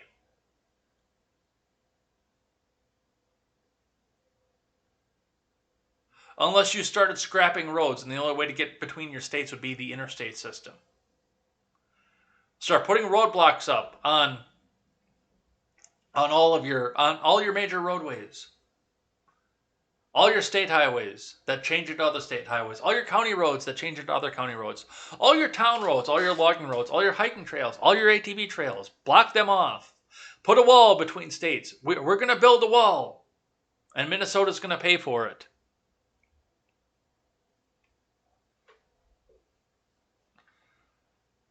And yes, they have considered it. That's the reason we're talking about it. Don't let them fuck with you and tell you that they didn't consider it, because they considered it. All right, from the New York Post. Biden offers cash to Florida schools that defy Governor Ron DeSantis' mask ban. From Patrick Riley. We're over the halfway mark, you guys.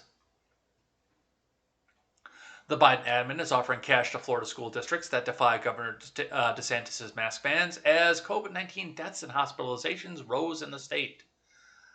That violates equal protection of the law, Joe Biden. Secretary of Education Miguel Cardona on Friday sent a letter to DeSantis and the Florida Education Commissioner saying school districts can at their sole and complete discretion use federal funds to pay the salaries of administrators and board members withheld by the state for defying the order. Which I don't agree with that either, by the way. I don't agree with the state doing that.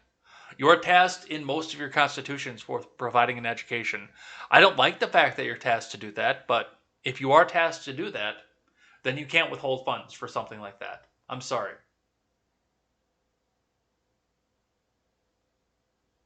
That would also be against equal protection under the law. Unless there's an actual state law that prohibits something and the school district does it anyway.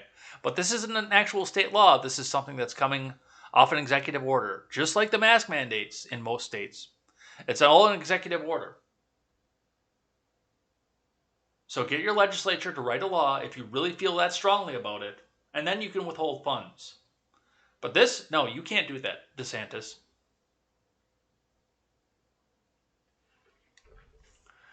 Oh, that's Cardona, not Biden. I was about to do a Biden voice for that.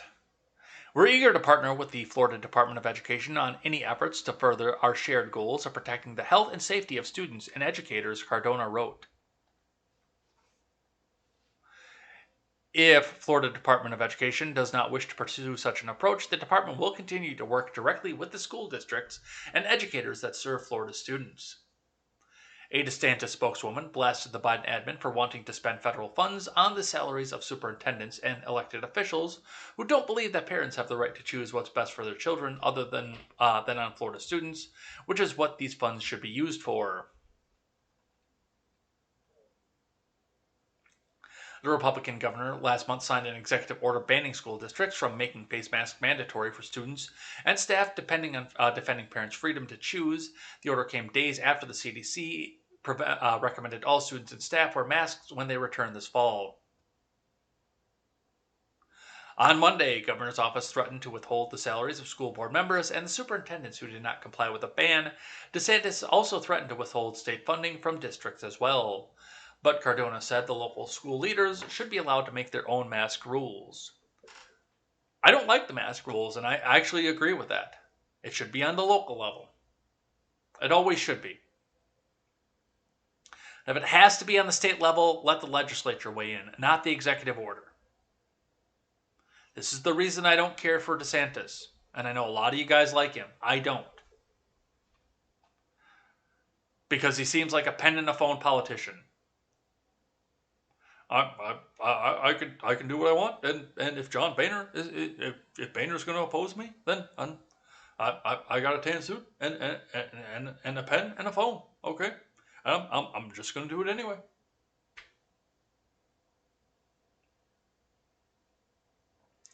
Any threat by Florida to withhold salaries from superintendents and school board members who are working to protect students and educators to levy other financial penalties can be addressed using elementary and secondary school emergency relief funds at the sole and complete discretion of Florida school districts, Cardona wrote. Furthermore, Cardona does not need to be in Florida politics and Florida policy, because the federal government does not need to be sticking their fucking dick where it doesn't belong. That's furthermore. I don't like any of this, anything on this whatsoever, anywhere. From the top to the middle to the bottom. I don't like a single part of this whatsoever.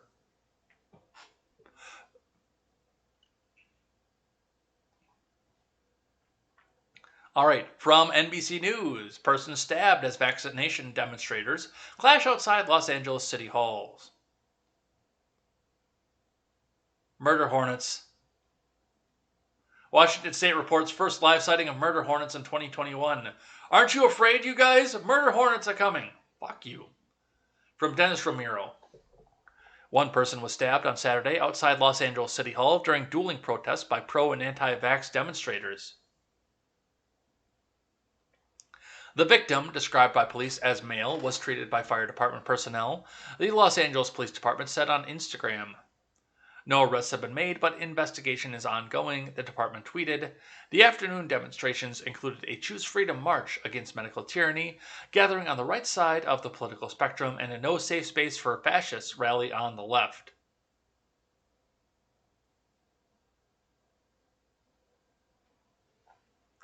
The groups gathered on City Hall's South Lawn and later clashed on the streets in the shadow of LA Police Headquarters.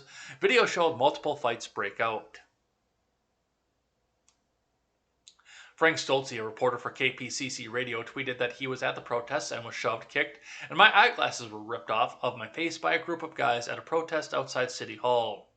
Other observers, including Tina Desiree Berg, said that they were attacked by anti-vax protesters. The violence came as California Governor Gavin Newsom said this week that proof of COVID-19 vaccination for school, teachers, and staff members will be required to return to campus. The rule applies to public and private schools. The City Council voted this week to draw up a law that will require proof of vaccination to enter public venues, including restaurants, bars, gyms, concert arenas, movie theaters, and retailers. What do you want to bet that only the people on the anti-vax side got arrested for this? Oops, did I say that out loud?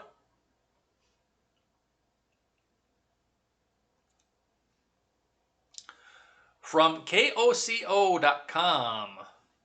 Oklahomans protest mandates on the COVID-19 vaccine masks during a freedom rally at the state capitol. Yes, do this.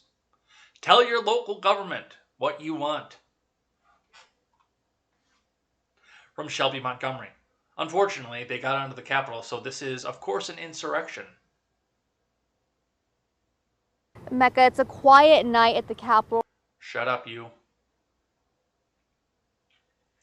Hundreds of people gathered at the state capitol Saturday to protest mask and COVID-19 vaccine mandates while fighting for their freedoms to choose. A line of people waited outside the Capitol while hundreds filled the rotunda chanting USA, singing America the Beautiful, and reciting the Pledge of Allegiance. Some also held signs saying no vaccine mandate, protect our freedom, and mandate medical freedom.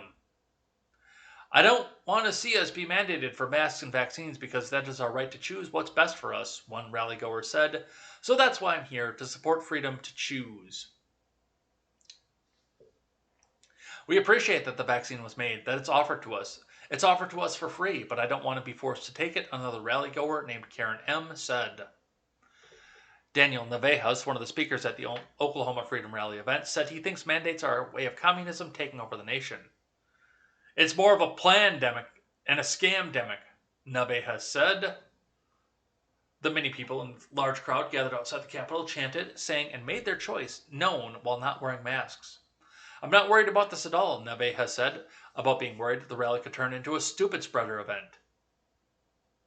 Right, because it's not Summerfest, it's not supporting a left-wing city, it's not Lollapalooza, it's not supporting Chicago. It's not a BLM rally, so it's a super spreader event. It's not Sturgis, so it's a super spreader event.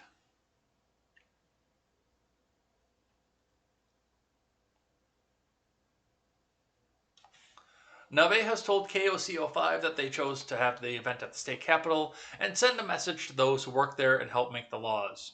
It was an insurrection. They took the Capitol. Oh my God! Now, but just a few hours Shut up, ago. you. All right, I got a pair from Twitter right in a row. One from Justin Baragona on Twitter tweets out, Laura Ingram, what if we just cut off the unemployment? Hunger is a pretty powerful thing. Bar rescue guy, they only feed a military dog at night because a hungry dog is an obedient dog. Well, if we are not causing people to be hungry to work, let's listen. I'm not an economic professor. If you get $800 a week unemployment benefits, and you live with a partner who also is getting $800 a week unemployment benefits, $1,600 a week, Laura, $83,000 a year for that household in unemployment benefits. The median income in America is only $63,000. We're incentivizing people to stay home. What if we gave that additional unemployment benefits to employers to incentivize people to go to work? Well, what if we just cut off the unemployment? I mean, hunger is a pretty powerful thing. I don't mean physical hunger, because people who truly are in need help. I'm talking about people who can work but refuse to work. But the government is literally putting anvils in many ways on people's shoulders, either through the mandates, regulations, and now through free money, which obviously the piper eventually has to be paid. John, I want to ask you, though, about this idea of work-life balance, because look, no one wants to miss their kids growing up. No one wants to. You stay in the office your whole life. You never see your family. So that's really important. However, have we taken that a step too far when you think of, well, a lot of the millennials talking about, I need time for self-care. I don't know why I'm harping on that tonight, but the whole self-care movement is a little. I mean, my mother is not with us anymore, but she worked by the time she was 12 during the Depression. If she heard the self-care thing, I think her head would explode. I think that's right. I have a friend in the military who trains military dogs, Laura, and they only feed a military dog at night because a hungry dog is an obedient dog. Well, if we're not causing people to be hungry to work, then we're providing them with all the meals they need sitting at home. I'm completely with you, Laura. These benefits make absolutely no sense to us. And on top of the impact of not getting employees and not being able to run our businesses, in my industry, we have meat prices are up 10%, chicken prices are up 15%. Inflation is going to kill business. I mean, it's going to. I mean, yeah, we should be ending the unemployment anyway, because it's moved past its time, and of course we can't afford it either, but regardless, they're going to keep doing this because it's the only way to be compassionate, you guys.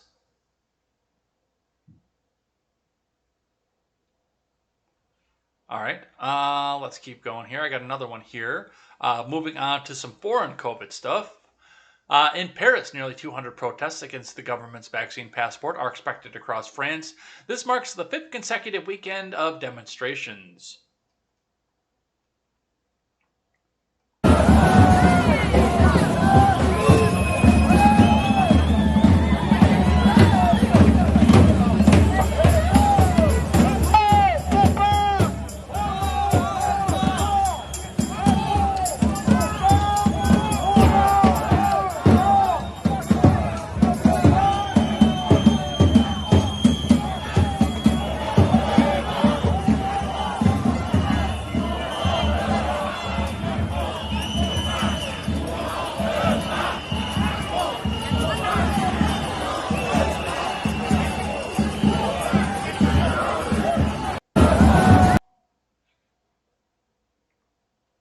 So, there you go. There is one of your protests out of France here.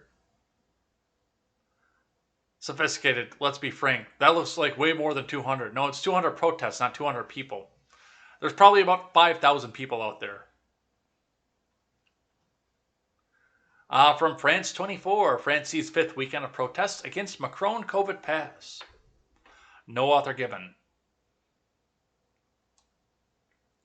Protesters opposing a health pass championed by President Emmanuel Macron to defeat COVID-19 massed into the streets across France for the 5th successive weekend, Saturday, refusing to give in after the measure was fully implemented. Macron sees the health pass, which essentially makes vaccination essential to carry on with routine activities, like sipping a coffee in a cafe or traveling on a train, as the key to emerging from the pandemic and avoiding further lockdowns. But protesters, an eclectic mix of far-right, yellow vest, anti-inequality... Jesus fucking Christ. Of course they gotta hang the far-right onto it. Anti-inequality activists, anti-vaxxers, and civil liberties campaigners say that the policy encroaches on the basic freedoms so prized by the French. 2 separate protests were taking place in Paris in a sign of the inability of the protesters to fully unite, with slogans like Free France, Stop the Corona Madness, or Yes to Freedom to Choose being chanted and brandished. I detest the idea that the authorities can go as far as they like, said Marie Huget, a pensioner taking part in Paris in a protest organized by the Yellow Vests who shook Macron with mass protests from 2018 to 2019.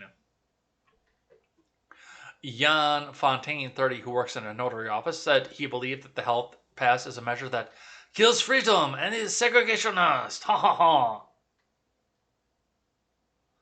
Unlike in the Yellow Vest demonstrations from 2018, there have been no reports of major incidents in these protests, but they have only been increasing in numbers and show no signs of diminishing.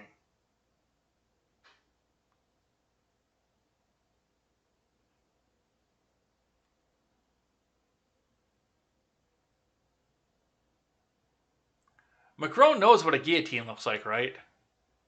And what happens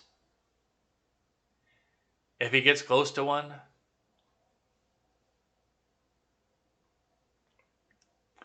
About 237,000 people turned out last Saturday across France, including 17,000 in Paris. The Interior Ministry said, exceeding 204,000 recorded the weekend before, and numbers extremely unusual for protests at the height of the summer break. Yeah, good. Good. Go tell the government what you want. And tell them that they suck, because they suck.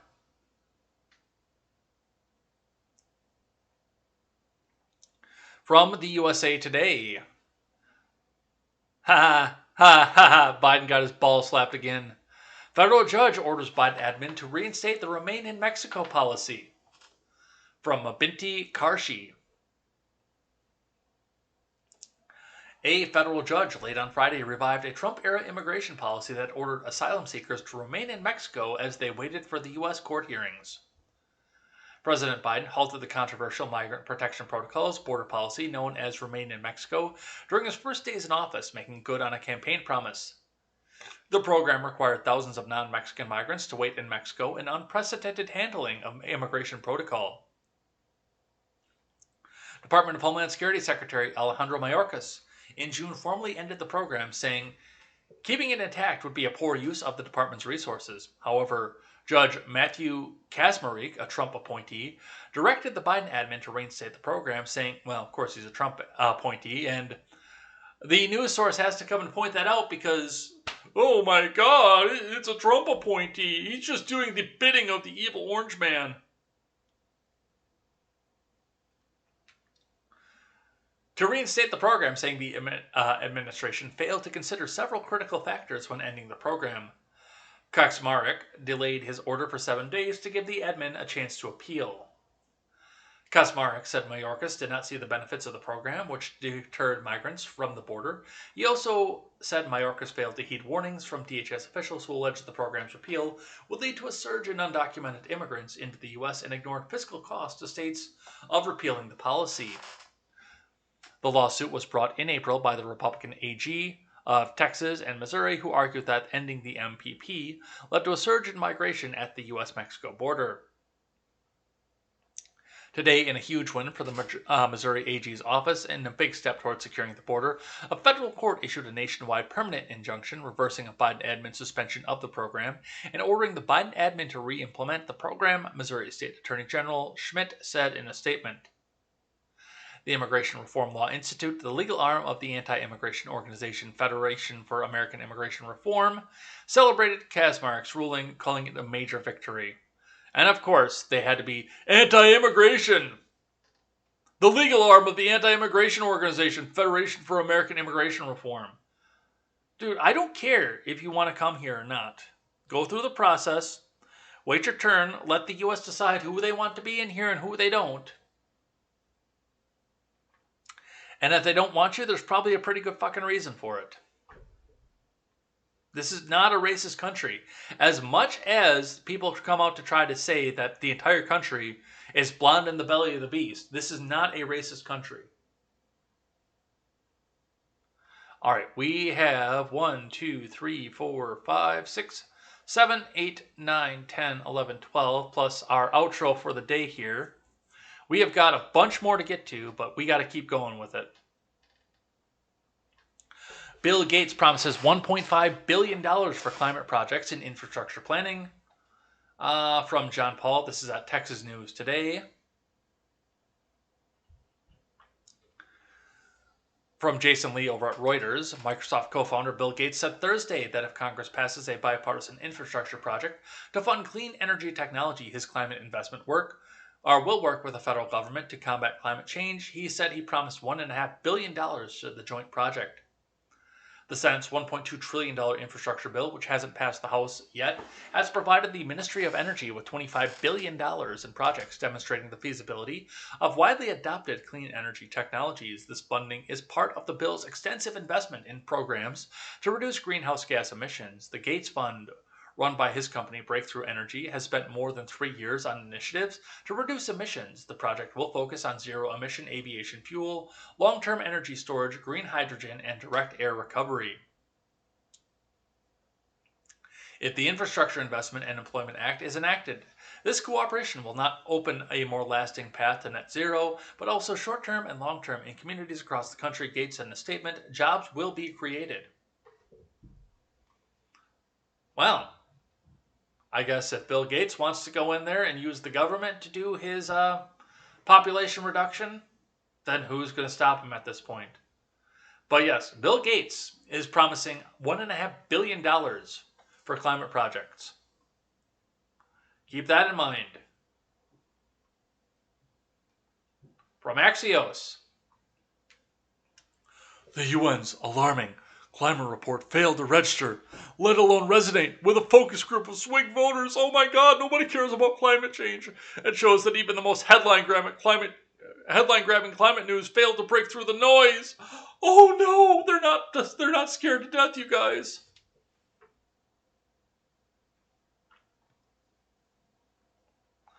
From Axios.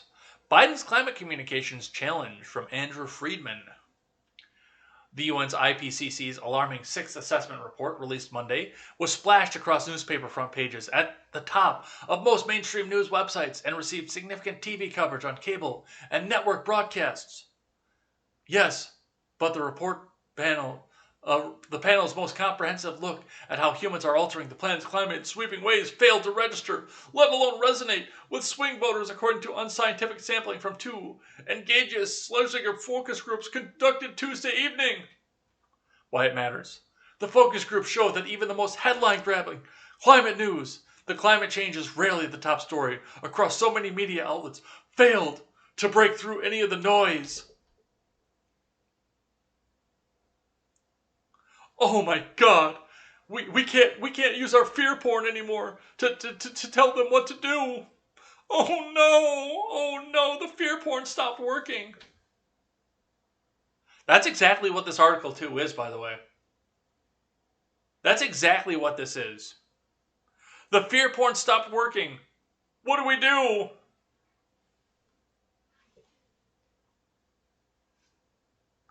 All right, Jennifer Rubin.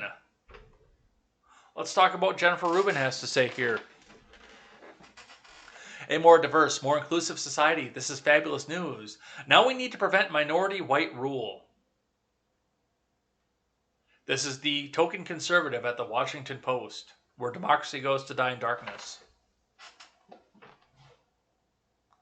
Let's read from them. Census data shows the numbers of white people in the U.S. fell for the first time since 1790. From Tara Barampour and Ted Melnick. The first race and ethnicity breakdowns from the 2020 census, released Thursday, showed a more diverse population than ever in the nation's history. The report marks the first time the absolute number of people who identify as white alone has shrunk since the census started being taken in 1790. The number of people identifying as non-Hispanic white and no other race dropped by 5.1 million to 191.7 million, a decrease of 2.6%. The country also passed two more milestones on its way to becoming a majority-minority society. In the coming decades, for the first time, the portion of white people dipped below 60%, slipping from 63.7% in 2010 to 57.8% in 2020, and the under-18 population is now the majority people of color at 52.7%.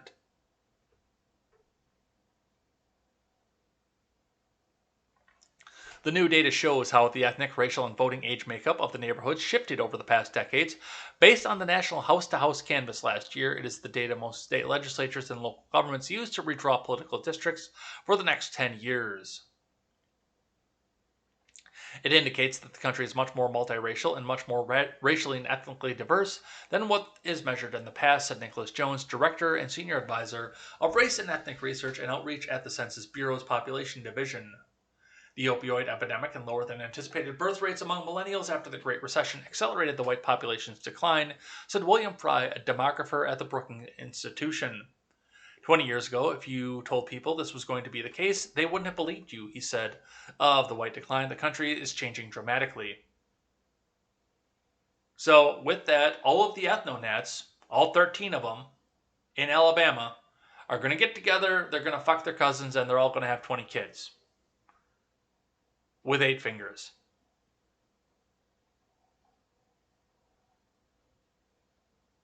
Somebody go tell the ethnonats that they're being replaced. I just want to see what happens. I don't think they're being replaced, but I just want to see what happens. From CNN, the child tax credit may be helping ease economic hardship after just one round. Yeah, come talk to me. Back when people don't get as much back on their tax refund as they thought they were going to. Oh my God! Margaret! We usually get $10,000 on a refund. We only got $2,000. Whatever shall we do, Margaret? Only the first payment of the enhanced child tax credit has gone out so far, but it already seems to be having a big impact on American families. Parents reported less trouble affording food and housing, paying for household expenses after the first payment was sent on July 15th, according to the latest Census Bureau Household Pulse survey released on Wednesday. The next installment, as much as $300 for each child, ages 6 and $250 for each one 6 to 17 is scheduled for Friday. The next installment, as much as $300 for each child. I'm sorry, I read that one already. Just over 10% of households with children sometimes or often didn't have enough to eat over the past 7 days, according to the survey, which was conducted between July 21st and August 2nd. That's the lowest estimate since the start of the coronavirus pandemic and a huge drop of 3.5 percentage points from the prior survey taken a month earlier, said Diane Whitmer Schanzenbach, director of the Institute for Policy Research at Northwestern University. In addition, some 29% of adults in households with children had difficulty paying expenses in the previous week, the latest survey found. That's down from 31.5% a month earlier. But among households without children, the share of adults struggling to pay expenses increased slightly during this period. Well, there are a few other factors that go along with that, including some people being forced to go back to work. But also keep in mind that this is coming out of your tax refund at the end of the year. So those of you who pay in are going to make out like fucking bandits, who normally pay in, are going to make out like fucking bandits, and the rest of you are going to look back at your measly $40 tax refund check and say, what happened, man? I got so much back last year.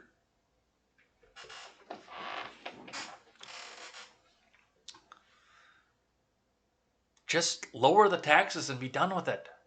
Yo. Seriously. Lower the taxes. Taxation is theft. Stop taking the taxes away from people, and then see what happens with the economy when they get more in. But I need that check at the end of the year, man, because I need to go to pay bills and stuff. I save up for that. All right, from Yahoo Finance. We're almost done, you guys. Amazon funding spurs union exodus from consumer group board. From Josh Idelson.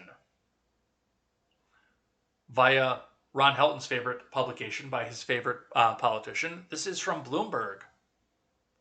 3 major unions have quit the board of the nation's oldest consumer advocacy organizations, claiming funding from Amazon.com Incorporated has compromised the group's progressive mission. In separate letters last month, the president of the United Food and Commercial Workers, the Communications Workers of America, and the UAW wrote that their groups were resigning immediately from their roles on the board of the National Consumer League, citing the Seattle-based e-commerce giant's involvement with the group. Unfortunately, it's become increasingly clear over the last several months that NCL leadership now prioritizes donations from anti-worker companies like Amazon ahead of its historic pro-labor and pro-consumer mission. The presidents of the CWA and UFCW wrote. The auto workers president said the union's letter that the consumer group's decisions around partnering with Amazon and the subsequent board discussions had left it with no other choice but to resign. Well, good. Go cry. Take your fucking ball and go home. The people of Amazon voted you out. They said, no thank you. I don't want to sit out there on the picket line when my union leader comes in his brand new Corvette and brags about the 25-cent an hour raise that he got me. They told you to go and fuck yourself. Now go and fuck yourselves. From Insider. Amid high turnover, workers are stealing source code from their companies at 3 times the rate they were taking it last year.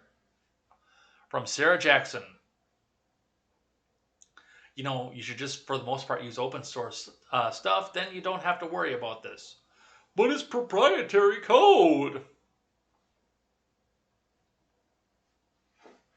When workers walk away from their jobs, they're not just taking their last paycheck with them. They're increasingly bringing home sensitive company data, a new report finds. Cybersecurity software company Code 42 found that there was a 40% increase in data exposure events between the first half of 2020 and the first half of 2021.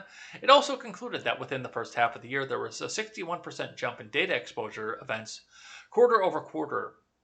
Code 42's findings were previously reported by the Financial Times. Code 42 analyzed anonymized data from more than 700,000 company devices from the first half of this year. The analysis examined insider risk, or the security risk that an organization faces from within, such as from its own employees. The analysis teased out a direct correlation between resignations, departing employees, and exposure events, the company said in a blog post. The number one indicator someone is going to take data is that they plan to leave the organization, Joe Payne, president of Code 42, told Insider. The Great Resignation is partly to blame. The number of Americans quitting their jobs hit a record 4 million in April and has remained elevated ever since. The resulting high turnover is a big factor in data exposure events. Data exposure peaked at the same time the U.S. experienced massive shift in unemployment, Code 42 wrote in its post. The company says the portability of data was another factor in the growing frequency of data exposure events.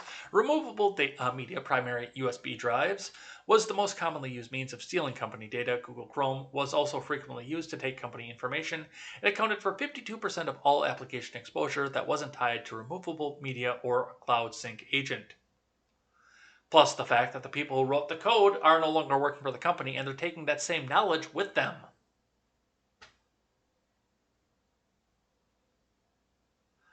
All right. So, I mean, this is more of a nothing burger than you would think. But apparently Insider felt the need to tell us about it. From NBC News, Minneapolis to limit police traffic stops for minor violations. From Dennis Romero. Police in Minneapolis will no longer be able to pull cars over for low-level violations like expired license plates and air fresheners hanging from rearview mirrors.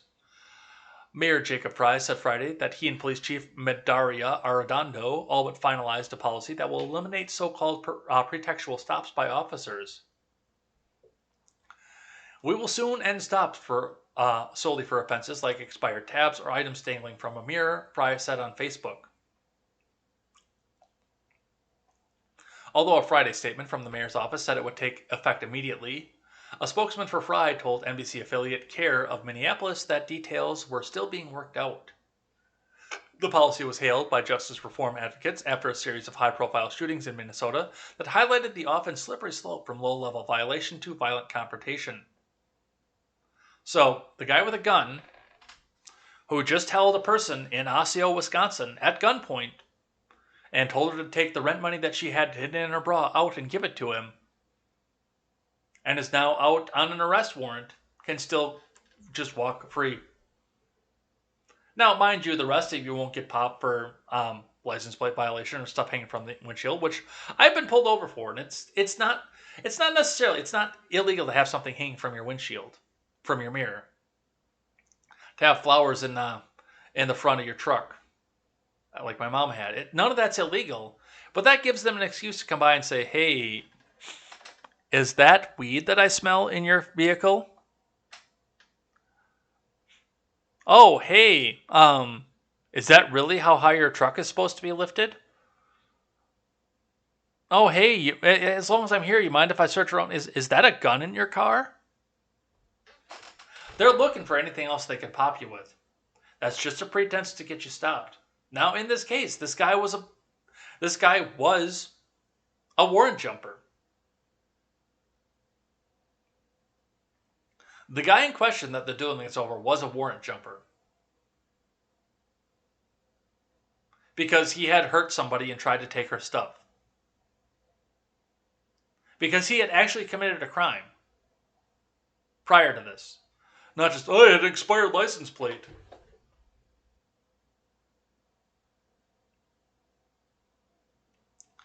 Police killings of Philando Castile in 2016 in St. Anthony, George Floyd in 46, Minneapolis last year, and Dante Wright, 20 in Brooklyn Center in April have made Minnesota a focal point in justice reform efforts.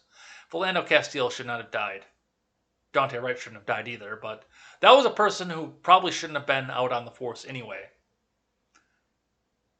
And she has admitted as such at this point because, and as I've said, if you can't tell the difference between your taser and your gun, in the heat of the moment, you shouldn't be carrying either.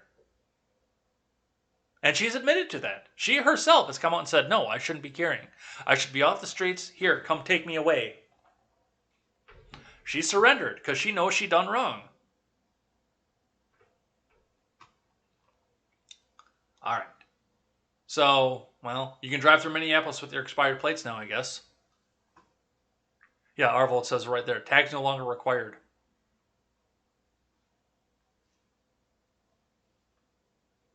All right.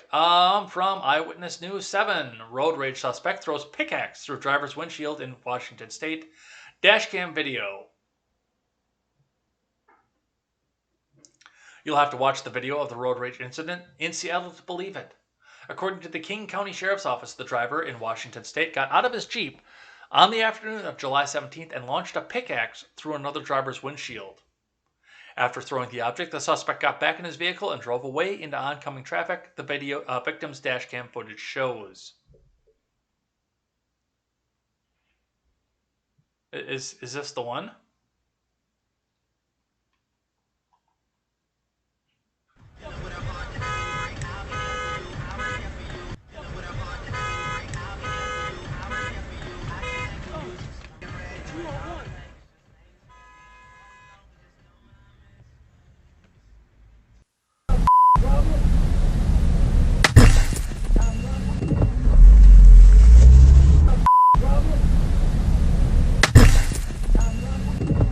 Okay, that's not a pickaxe. Show me the fucking pickaxe.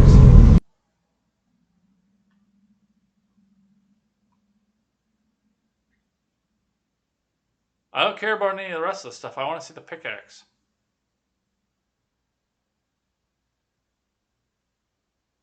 That was tremendously fucking stupid.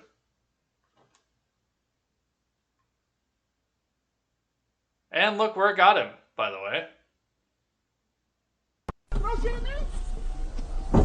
What the? Oh, bro. You're in trouble. What the? Now, I want to see the pickaxe one, dude.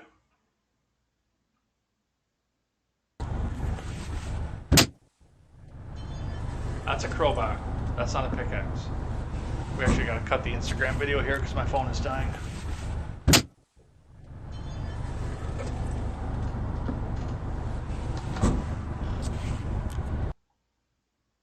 Where's the pickaxe? Show me the pickaxe. Okay, there's no pickaxe. Apparently we got lied to. We're not going to see the video.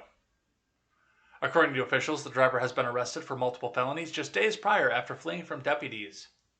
Detectives were able to track down the driver down, who is now facing additional charges, the sheriff's office said. All right. Taco Bell wants to revolutionize the drive-thru experience with a new design. So that's what they want to do, which actually, honestly, I think that's kind of cool. I'm not going to lie. Revamp it, make it look cool, and plus you've got the opportunity to change the way the space gets done too. I don't know how effective it's going to be, I don't know how expensive it's going to be, and I don't know if there's going to be a return on investment. But it actually kind of looks pretty cool, I'm not going to lie. Then you go through the drive-thru, have them shove it in the little cylinder, stick it down the pipe and go, just like in the bank. And then your Nachos Bel Grande is sitting down, ready for you to take home and eat. Yes, tacos in a tube. All right, and the last one that we're going to do before we do a rule of acquisition for the day comes to us from Raw Story, and I wanted you guys to see this. Because, yes, I have made fun of Ron DeSantis for his top-down authoritarianism. Whether I agree with the ideas or not, it's still authoritarianism. I've made fun of Trump for some of his authoritarianism. Because he had a little streak of it too. I've made fun of W for his little bit of authoritarianism that he had. But this from Raw Story, you got to hear it to believe it. Republicans claim to fear left-wing authoritarianism, but there is no such thing. Are you fucking kidding me? Get the jab or we're going to take your kids away from you. Get the jab or you won't be able to go to the bank. Get the jab or you won't be able to go get your groceries. You'll starve to death. You won't be able to work. Just pay the taxes, you bigot. Just pay it in. It's the cost of living in a society. Pay the taxes. Who cares about the welfare? Money is a fake concept. You will live in our society. There is no left-wing authoritarianism is the authoritarianism.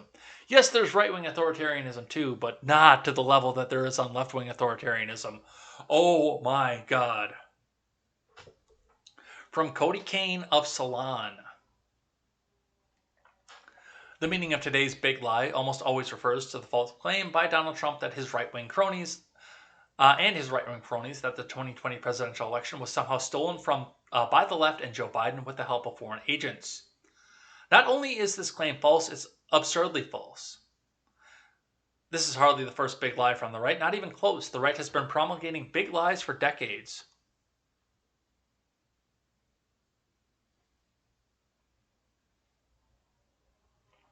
In fact, lying is the only way the right wing can win elections. After all, its policies are profoundly unpopular with ordinary people because the right wing favors 1% rich over the 99% working middle classes. Are you fucking stupid? Every member of the 1% rich is right now putting, well, not right now, back in June, they put a rainbow flag over their icon because they wanted you to buy shit from them. How in the world could 1% of the population ever win elections over the 99%? Simple. The 1% bamboozles the 99%. To win elections, the right must conceal its true intentions from the voters and instead engage in manipulative tactics like lying and fear-mongering.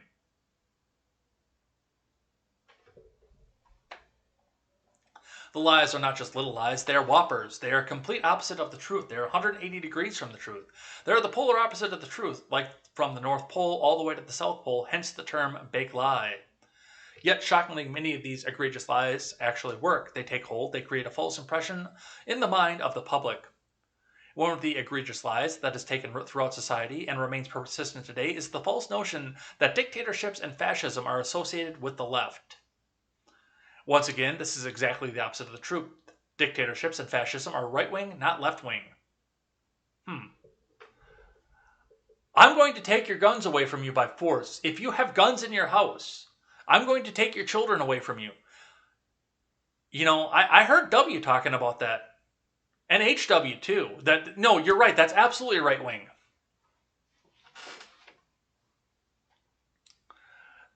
The big lie grew out of the aftermath of World War II and the emergence of the Cold War in the extreme backlash against communism and the Soviet Union. This was the era of the Red Scare and lying Republican demagogue Joe McCarthy, a U.S. senator from Wisconsin, who falsely smeared innocent liberals as being dangerous communists, destroying their careers and lives. This period ranks among the most shameful in American history. During and after the Cold War, the right undertook a relentless campaign that rages on to this day of falsely smearing Democrats and the left as the cause of authoritarianism, unlike the horrendous dictatorships of Joseph Stalin in the Soviet Union and Adolf Hitler in Germany, Fidel Castro in Cuba, and Hugo Chavez in Venezuela. Yes, okay. McCarthy and W and Trump and local populists, you know, you're right. The easiest way to be authoritarian is to make sure that your entire populace is armed and can stand up against you if you try to impose your will on them.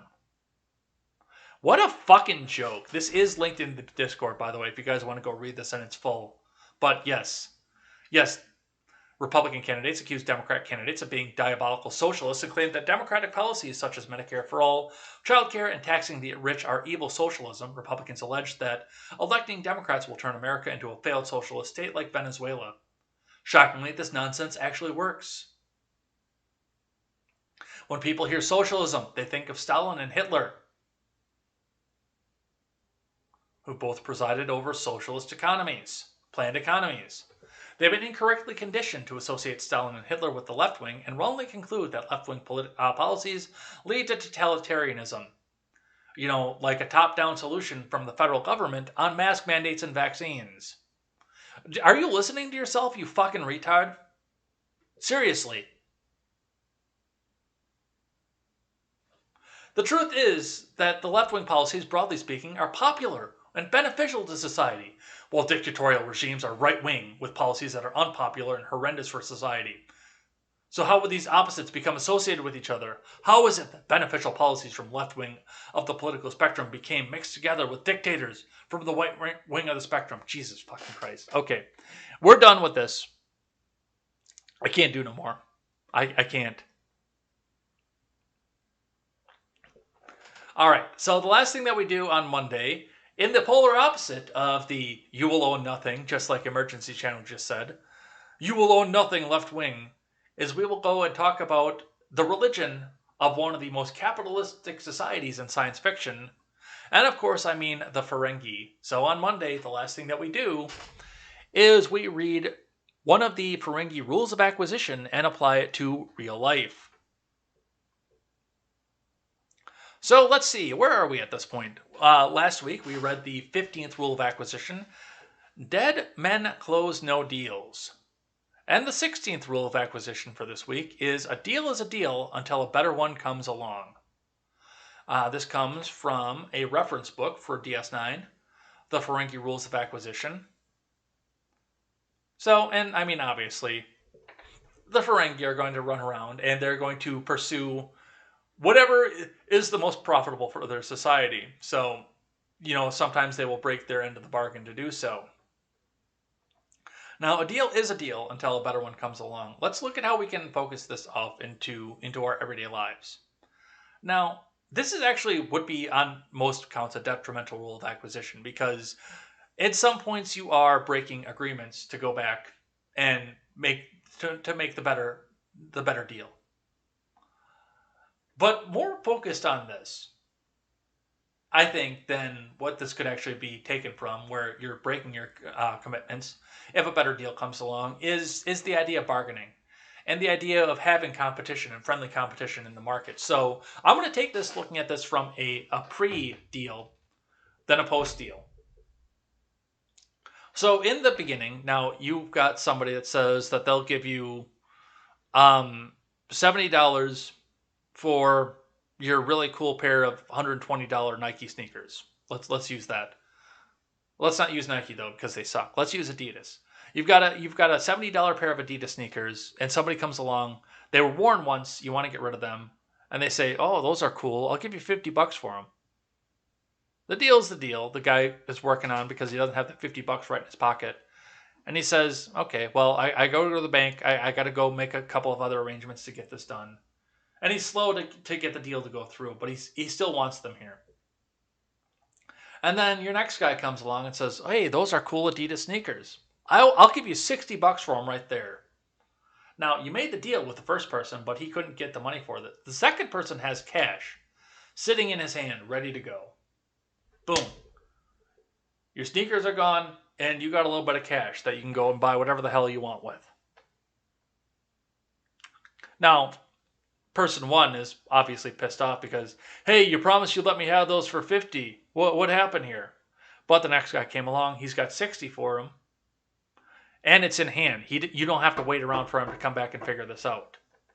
Now, in most situations, I would give a person a day or two to come back and get his shit figured out. And I wouldn't advertise that I'm selling these things again, these sneakers again. I wouldn't advertise that afterwards. But, you know, after a day or two, I'm like, "Hey, you know what? I kind of really want my money here. So maybe we could go and get this done. And this guy's here with cash in hand, ready to go. I'm going to take the cash in hand, dude. Sorry. Especially if he's willing to pay more."